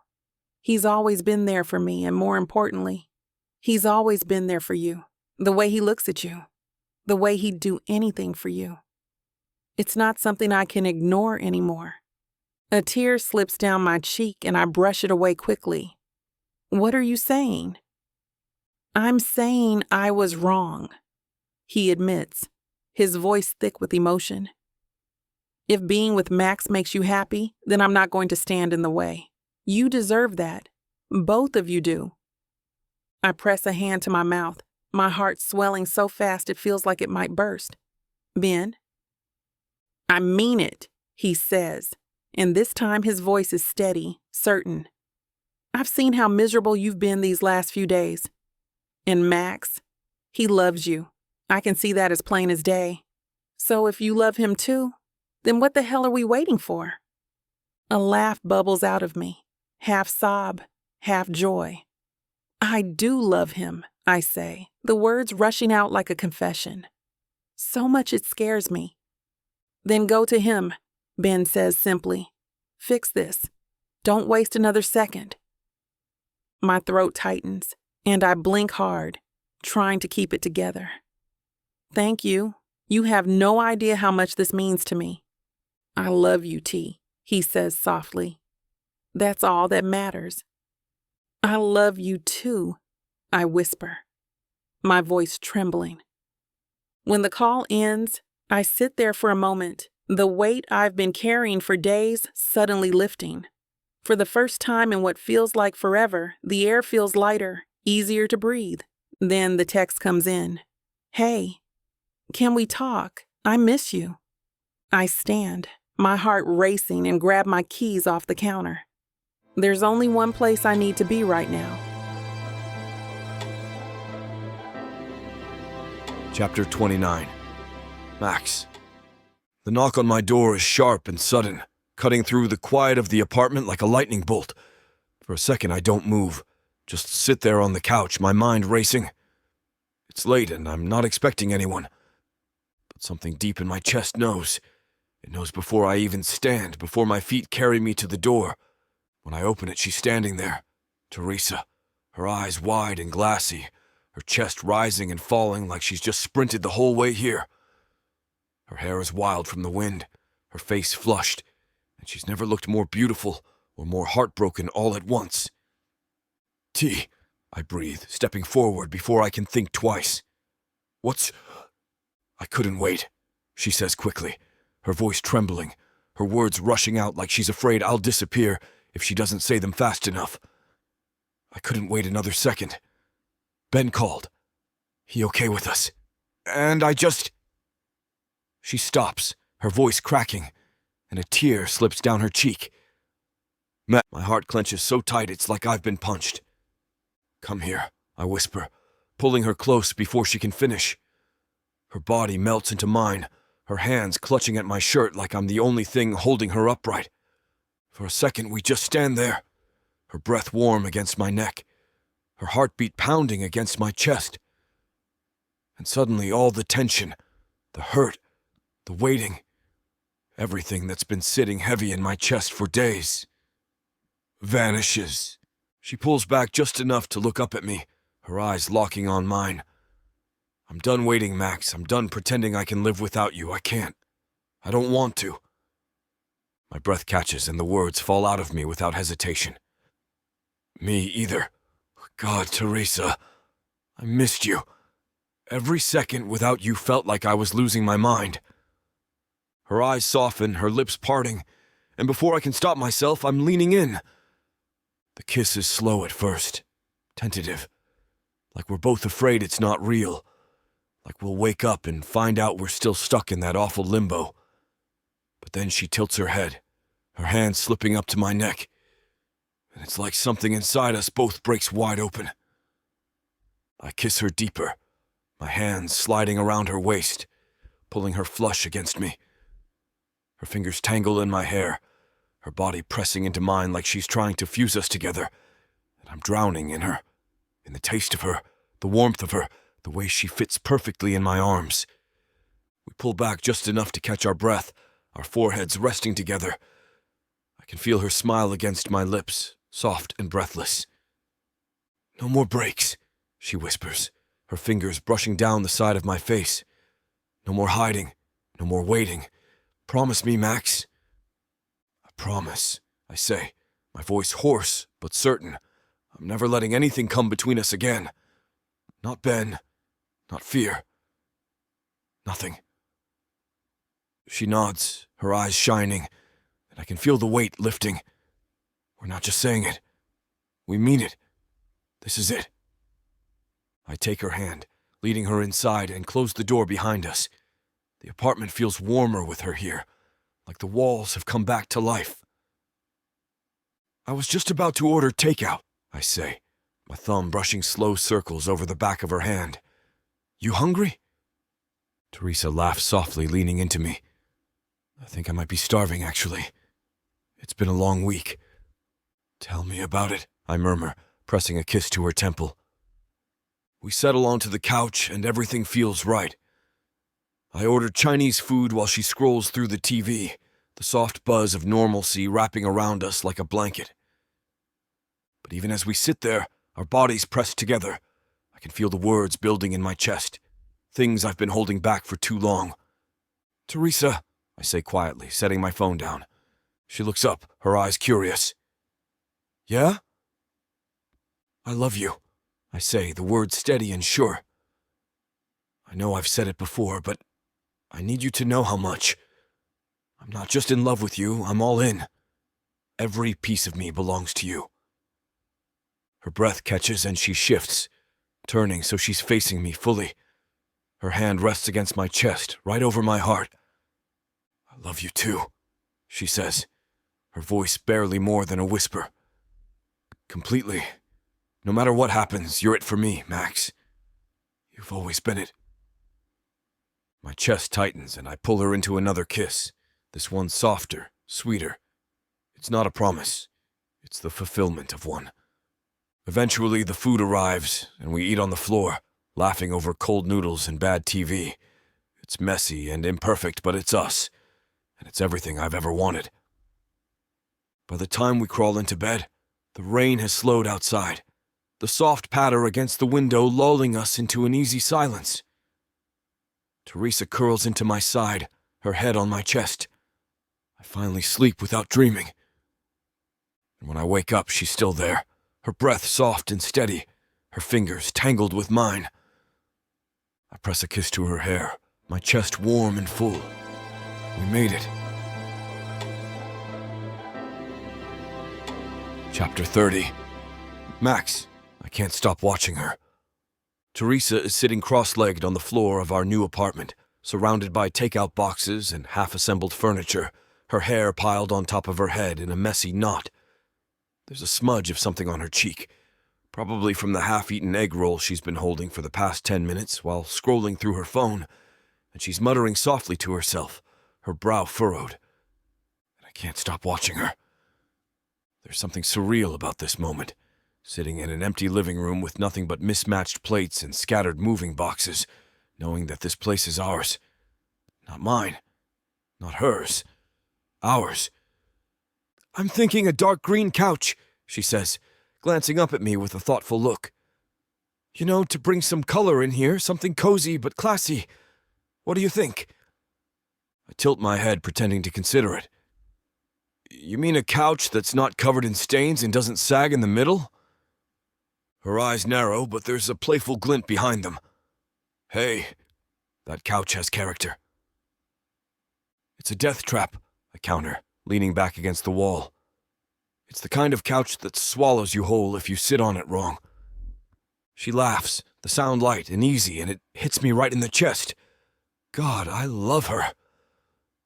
"Well," she says, setting her phone down and resting her chin on her hand. "I guess it's a good thing we're starting fresh." I nod, my gaze never leaving her. Yeah, a fresh start. This isn't just about furniture or paint colors. It's about everything. About leaving behind the uncertainty, the secrets, the fear that kept us from this moment for so long. It's about building something real. Together. "Hey," I say softly, pushing off the wall and walking toward her. "You ever think about how crazy it is that we're here? You and me?" She tilts her head, her eyes sparkling. "All the time?" I stop in front of her, my hands sliding into my pockets. I mean, really think about it. We've known each other our whole lives. We spent years driving each other nuts, and now we're building a life together. Her expression softens and she reaches for my hand, pulling me down to sit beside her. "It is crazy," she admits, her fingers lacing with mine. "But it feels right, like we were always supposed to end up here." I squeeze her hand, my chest tightening. "I don't want to waste any more time, T. I love you. I want everything with you. The lazy Sundays, the bad reality TV marathons, the nights when we're too tired to cook and just eat cereal for dinner. I want all of it." Her eyes glisten and she just looks at me, her thumb brushing over my hand. Max, she whispers, her voice barely audible. Move in with me. I blink, caught off guard even though the words were already sitting on the tip of my tongue. Wait, I say, a slow smile spreading across my face. Did you just steal my big romantic moment? She laughs, leaning into me. Maybe, but if it makes you feel better, you can pretend it was your idea. I pull her closer, my hand sliding around her waist. It was totally my idea. Totally, she agrees, her breath warm against my neck. And just like that, the playful banter fades into something heavier, more electric. Her fingers trail up my arm, leaving a trail of warmth in their wake, and I can feel the shift in the air, thick with anticipation. Max, she whispers, her voice low and breathy. I tilt her chin up, my thumb brushing across her jaw. Yeah? Stop talking, she murmurs. I don't need to be told twice. I hate to put a stop to a good time, but it looks like we've hit this platform's limit for spiciness. This platform's got some rules we have to play by if we want to keep giving you these stories for free. And trust me, this scene isn't something you want to miss. While we can't get into all the details here, you can still dive into the full, uncut version at tylawalker.com. Miss Tyla has an entire collection of unabridged audiobooks and ebooks waiting for you. And the best part? You can treat yourself with 40% off when you use the code SAVE40. That's right. You'll save on any digital product, even bundles that are already discounted. Miss Tyla would never let anyone feel the kind of disappointment you must be feeling right now. So why wait? Treat yourself with Miss Tyla. Teresa rests her head on my chest, her fingers tracing lazy circles on my skin. So, she says after a while, her voice soft but teasing, is this what fresh starts feel like? I chuckle, pressing a kiss to her hair. If it is, I'm all in. Her eyes meet mine, and in that moment, I know with absolute certainty that this, her, us, this life we're building together, is the best decision I've ever made. I love you, I whisper, the words feeling bigger than they ever have before. I love you too, she replies, her voice steady and sure. And just like that, the apartment doesn't feel empty anymore. It feels like home. Chapter 31. Teresa. I never thought I'd be the kind of person who gets excited about a dishwasher. But here I am, standing in our kitchen, staring at the stainless steel appliance like it's a miracle. We're officially grown-ups, I mutter to myself, wiping my hands on a towel. A dishwasher and matching plates, living the dream. Max appears in the doorway, barefoot and shirtless, his hair still damp from the shower. He leans against the doorframe, crossing his arms, watching me with a soft smile. "What's got you all contemplative?" he asks. I gesture toward the dishwasher. This, domestic bliss in appliance form. He chuckles, stepping closer and wrapping his arms around me from behind, his chin resting on my shoulder.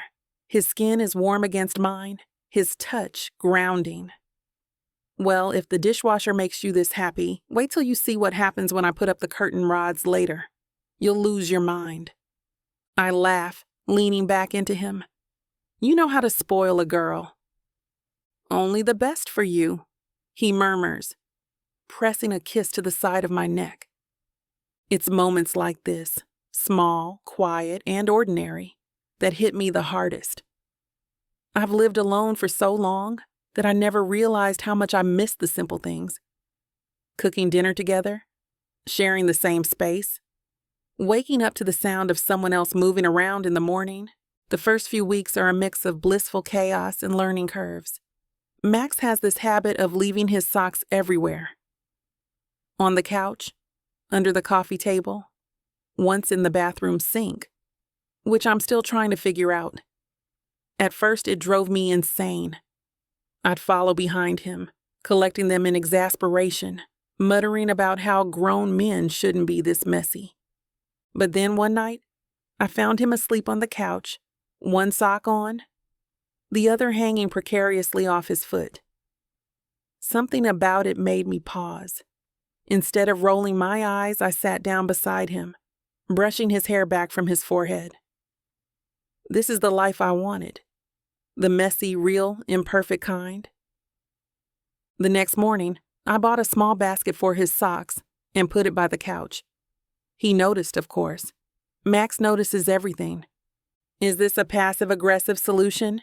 he asked, holding the basket up with a smirk. "Absolutely," I said. "But it works." There's also the coffee war. I like my coffee strong and black, the kind that jolts you awake like a slap to the face. Max, on the other hand, prefers his with a ridiculous amount of cream and sugar, basically a dessert in a mug. "This isn't coffee," I tell him one morning, eyeing his mug with suspicion. "This is melted ice cream with caffeine." "And yours tastes like sadness," he shoots back, taking a long sip. We compromise by getting 2 different coffee makers, his fancy espresso machine and my cheap drip coffee maker. It becomes a running joke between us. The way we playfully defend our preferred methods, like it's some kind of caffeine battle royale. Despite the small adjustments, every day feels like a new adventure. One afternoon, we're sitting on the floor in the living room, surrounded by half-unpacked boxes, trying to decide where to hang a picture. It's a simple black and white print of a city skyline, something I picked up years ago at a flea market. "I think it should go above the couch," I say, holding it up. Max tilts his head, considering it. "Nah, too predictable." "What about above the bookshelf?" "Predictable?" I laugh, lowering the frame. Are we really critiquing picture placement now? "Hey," he says, pointing at me. "This is serious business. The vibe of the whole apartment is at stake." I roll my eyes, but my heart feels so full it might burst.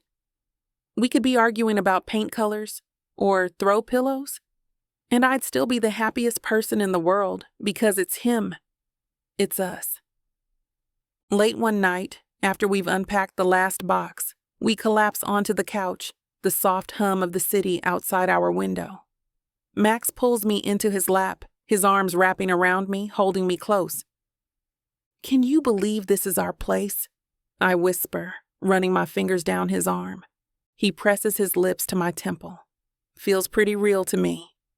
I tilt my head back to look at him, my heart swelling. I love this life with you, even the messy parts. His eyes soften and the world seems to slow down. I love it too, more than I thought I could. It's not until a few nights later, when I'm standing in the doorway watching Max put together a bookshelf, that it really hits me. This is home. Not because of the furniture or the walls or the shiny new appliances. It's him. It's the way he hums under his breath when he thinks no one's listening. The way he steals bites of my food when he thinks I won't notice. The way he looks at me like I'm his whole world. I cross the room, wrapping my arms around him from behind, resting my cheek against his back. "Hey," he says, his voice warm and full of affection. "What's this for?" "Nothing," I whisper. "Just happy." He turns, his arms slipping around me, his eyes locking on mine. "Me too, T. Me too." And just like that, I know we're exactly where we're supposed to be. Chapter 32. Max. The morning light filters through the window, warm and soft, casting a golden glow over Teresa's face as she stirs in bed. For a moment, I just watch her, her breath slow and steady, her curls fanned out across the pillow. She looks peaceful, like she belongs in this space, like every part of this new life was built for her. For us. Today's the day. I've been planning this for weeks, ever since the first box hit the floor of our new apartment. A weekend away, just the two of us, no unpacking or to-do lists. A chance to breathe, to celebrate everything we've built together, without distractions. Teresa stretches, her eyes fluttering open, a lazy smile tugging at her lips when she sees me. Morning, she mumbles, her voice thick with sleep. Morning, I say, brushing a strand of hair out of her face. Sleep okay? She hums, turning onto her side to face me. Why are you awake already? It's Saturday. We're supposed to sleep in. I've got something planned, I say, my voice casual but deliberate. Her brow furrows, curiosity lighting up her face. Planned? Like what? You'll see, I tease, pressing a quick kiss to her forehead. Get dressed, something comfortable. We're leaving in an hour. Teresa sits up, giving me a suspicious look. Max Peterson, what are you up to? You'll find out soon enough, I say, throwing her a wink. Now hurry up. Trust me, you're gonna love it. An hour later, we're on the road, the windows down and the wind whipping through Teresa's curls. The car's filled with the smell of fresh coffee, the radio playing some old-school R&B station that she insists is the only acceptable weekend road trip soundtrack. She's been trying to guess where we're going for the past 20 minutes, throwing out every random location she can think of. A beach? She asks. Nope. A cabin in the woods? Good guess, but no. She crosses her arms, mock pouting. You're really not going to tell me? Not a chance, I say, grinning as I take the next turn. You'll find out soon enough. Her eyes narrow, but there's a playful sparkle behind them. You're lucky I trust you.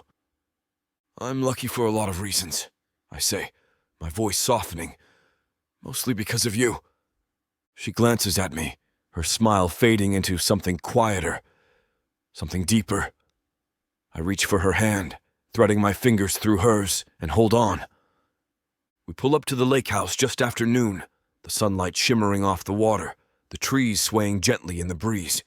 It's a small, cozy cabin in a secluded cove, far enough from the city to feel like another world.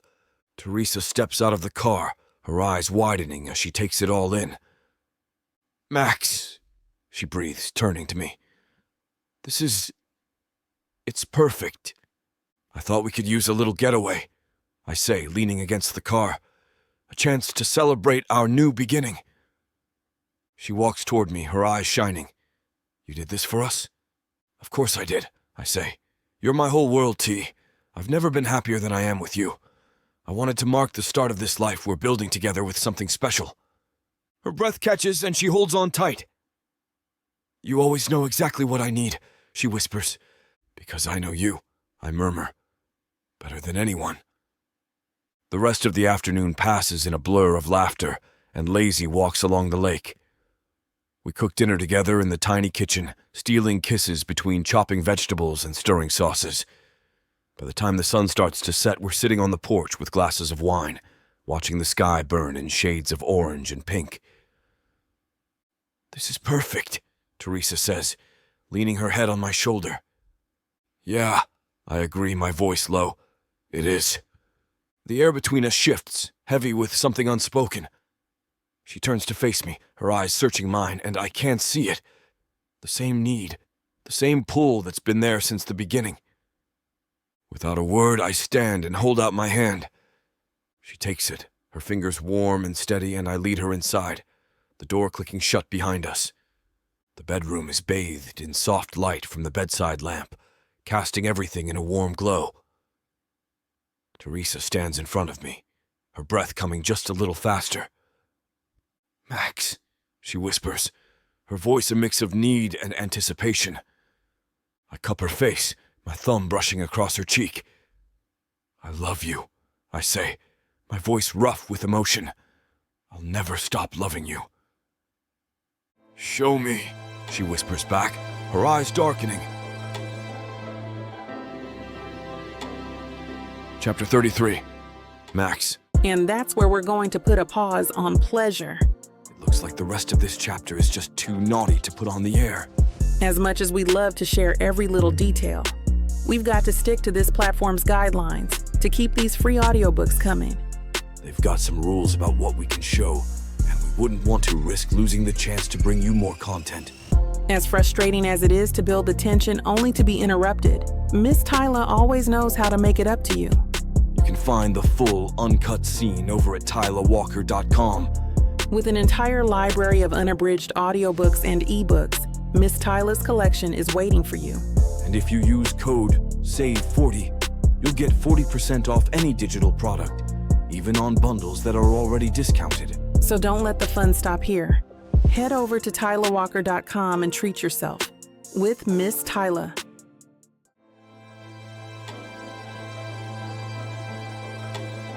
Chapter 34.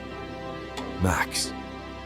The lake shimmers in the fading light, the sky painted in soft strokes of orange and pink.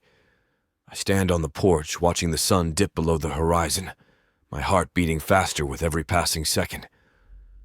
I've run through this moment 100 times in my head, but now that it's here, my hands won't stop sweating. I slip my hand into my pocket and feeling the small velvet box tucked inside. You've got this, Max. No turning back now. Inside, the cabin smells like candles and fresh flowers, the result of some very strategic planning earlier today. The table is set with mismatched plates, wine glasses, and the dinner I barely managed to pull off without burning down the kitchen. I hear Teresa's footsteps before I see her, the soft click of her sandals on the floor.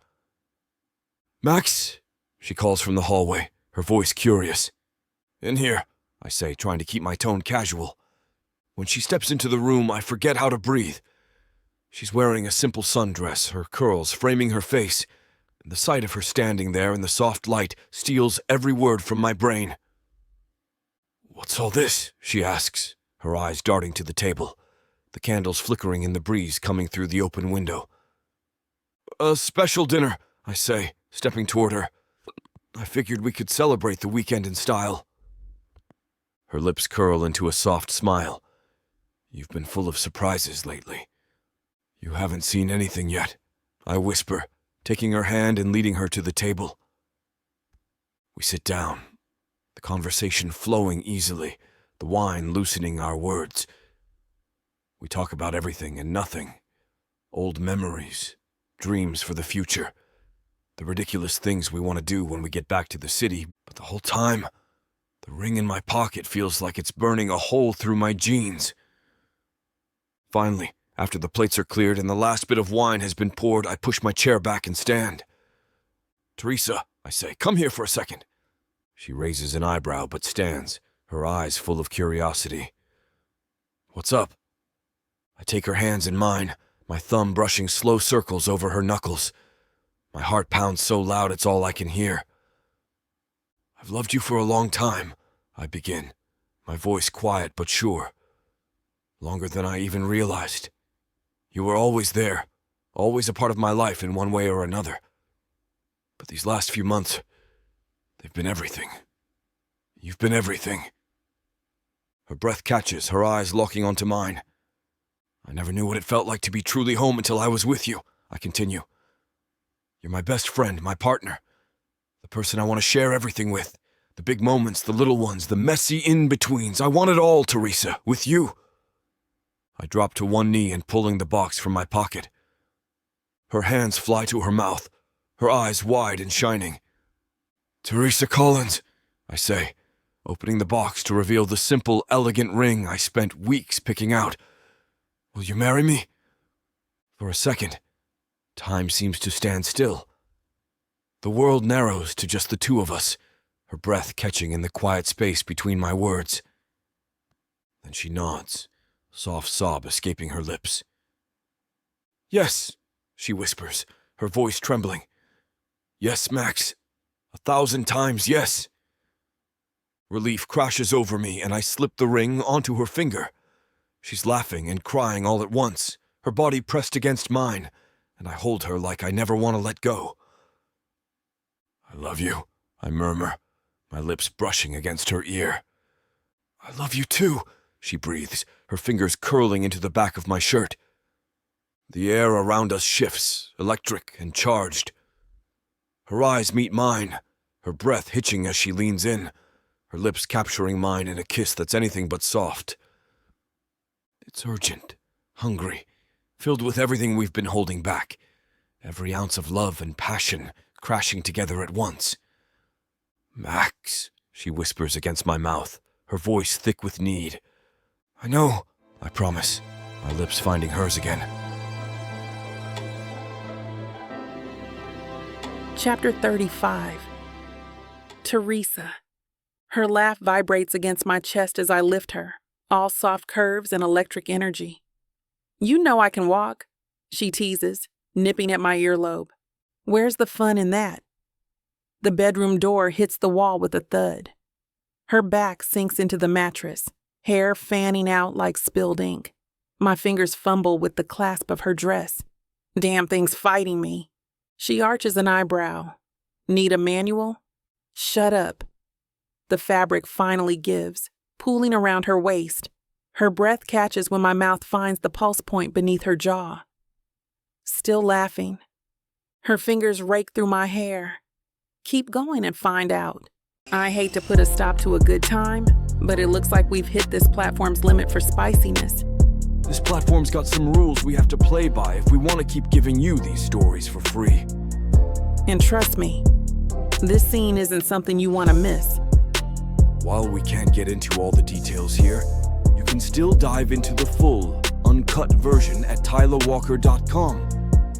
Miss Tyla has an entire collection of unabridged audiobooks and ebooks waiting for you. And the best part? You can treat yourself with 40% off when you use the code SAVE40.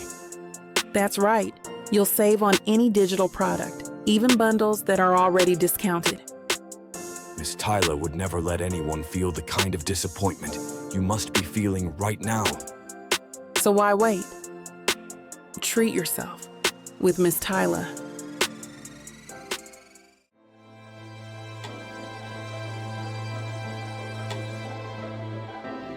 Chapter 36. Teresa. The sunlight is pouring through the windows, warm and golden, spilling across the kitchen counter where Max is making pancakes. The smell of butter and syrup fills the air, and everything feels soft and easy, like a dream I never want to wake up from. I lean against the doorway, watching him flip a pancake with a little more flair than necessary. He's wearing sweatpants and an old t-shirt, his hair a messy halo of curls, and my chest tightens just looking at him. This man, my best friend's partner in crime growing up, my constant support, the one who knows me better than I know myself, is going to be my husband. My husband. The thought sends a rush of warmth through me, spreading all the way to my toes. I'm still not used to it, and every time I glance down at the ring on my finger, a new wave of disbelief washes over me. Max turns, catching me staring, his lips curving into a slow, lazy smile. "Morning, fiancé," he says, his voice warm and teasing. "Morning, future husband." I shoot back, pushing off the doorway and walking toward him. He sets the spatula down and pulls me into his arms, pressing a kiss to my forehead. "Sleep okay?" "Like a baby," I say, wrapping my arms around his waist. "Probably because I've got zero stress right now. Life is perfect." "Perfect, huh?"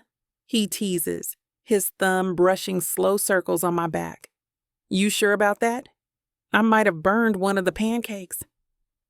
I laugh, shaking my head. Not even burnt pancakes can ruin this. For a moment, we just stand there, holding each other in the golden light, everything quiet and still. But then the reality of what we have to do today sinks in, and my stomach twists. "We're telling Ben today," I remind him softly, pulling back to meet his gaze. Max's eyes grow serious, but there's no hesitation. "Yeah, we are." "You think he'll be okay with it?" He tilts his head, considering it. "I think Ben wants you to be happy more than anything, and I think he's known this was coming for a while now. He might give me a hard time just for show, but he's got a good heart." I nod, taking a deep breath. "You're right. Let's do it." We drive to Ben's place that afternoon, the air between us thick with anticipation. Max taps his fingers on the steering wheel in time with the music, but I can tell he's just as nervous as I am. When we pull into the driveway, Ben is already on the porch, waving us in with a wide smile. He's wearing his usual flannel shirt and jeans, looking relaxed and happy. Like the weight he's been carrying for so long is finally gone. "Hey, you two," he calls as we walk up the steps. "What brings you here on a Sunday afternoon? I thought you'd be off enjoying your weekend getaway." Max and I exchange a glance, and he gives me a subtle nod. "Here we go." "We've got some news," I say, trying to keep my voice light and steady. Ben's brow furrows slightly, his curiosity piqued. "News? Good news, I hope." "The best," Max says, his hand finding mine. "We're engaged." For a second, Ben just stares at us, his expression unreadable. My heart lodges itself in my throat, and I brace myself for whatever reaction he's about to have. Then slowly, a grin spreads across his face, wide and genuine. "Are you serious?" he says, his voice filled with a mix of disbelief and joy. I nod, holding up my hand to show him the ring. Dead serious. Ben stares at the ring for a moment before letting out a loud laugh. "Well, it's about damn time. I was starting to wonder when you two were going to make it official." Relief crashes over me so hard I almost collapse. I throw my arms around him, holding on tight. "You're really okay with this?" I whisper. He pulls back, resting his hands on my shoulders. "Of course I'm okay with it. You're my sister, and I want you to be happy." "And Max?" He turns to look at Max, his expression softening. I couldn't ask for a better guy to take care of her. Max steps forward, his hand outstretched. "Thanks, man. That means a lot." Ben looks at Max's hand, and then shakes his head and pulls him into a quick, rough hug. No more handshakes. We're family now. Officially. Max laughs, clapping Ben on the back. "Fair enough."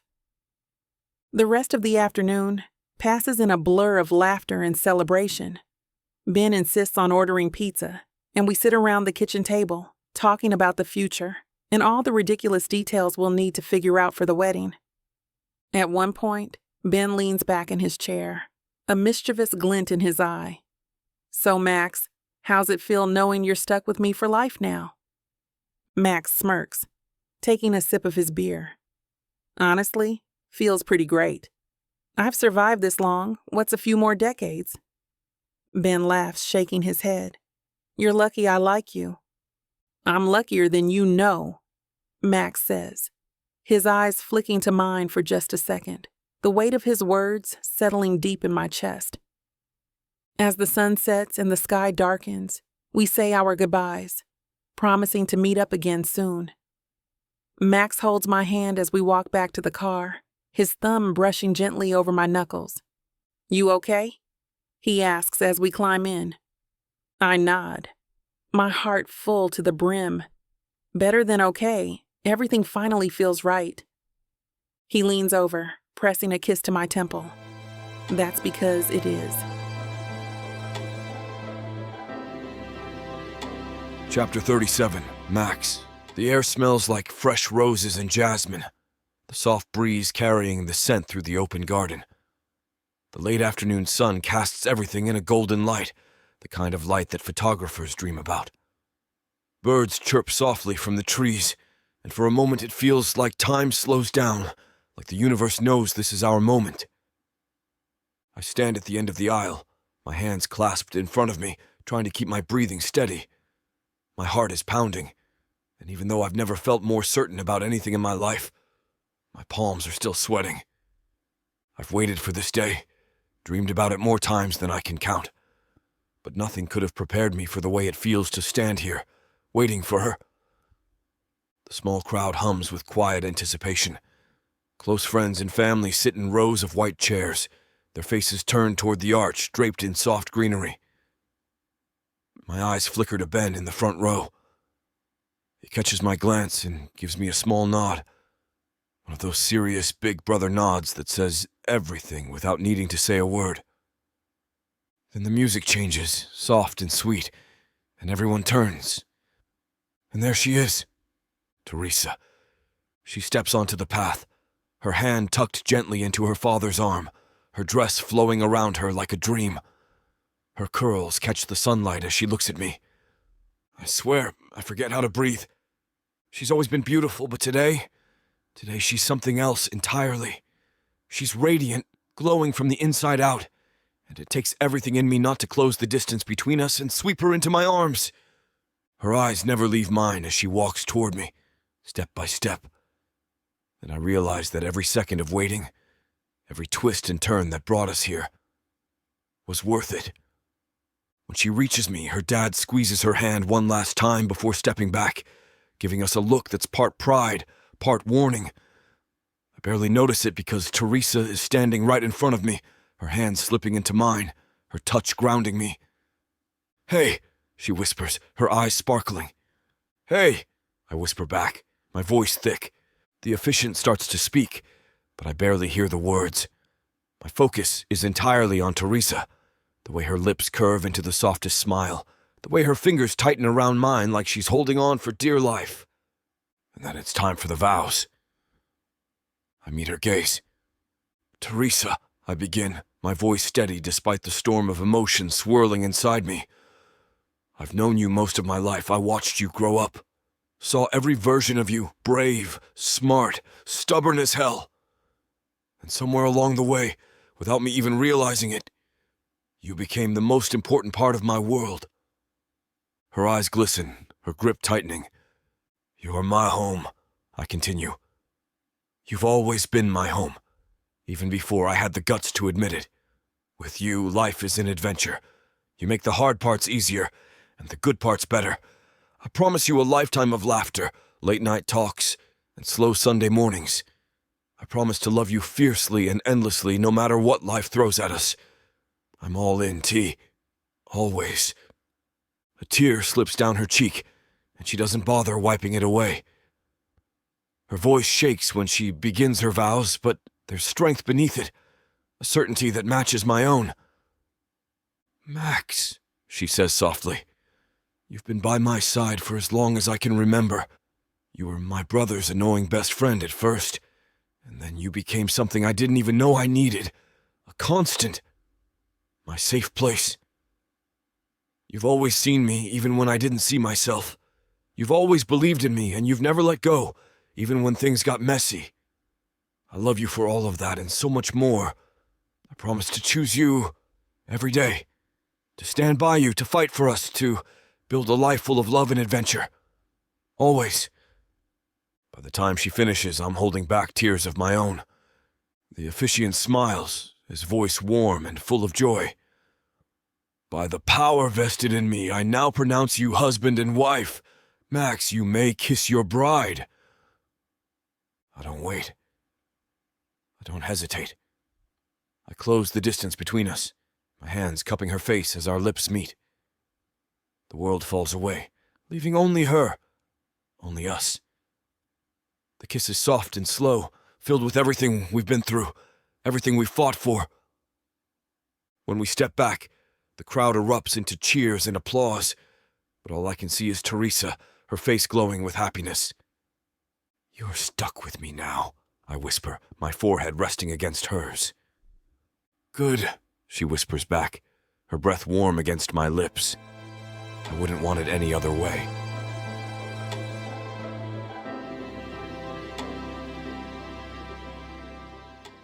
When Nyla Thomas agreed to a fake marriage, she wasn't expecting it to land her in jail. Nyla Thomas, you are under arrest for the murders of Hilda and William Stone. She wasn't expecting to find out the truth about her family. You're adopted.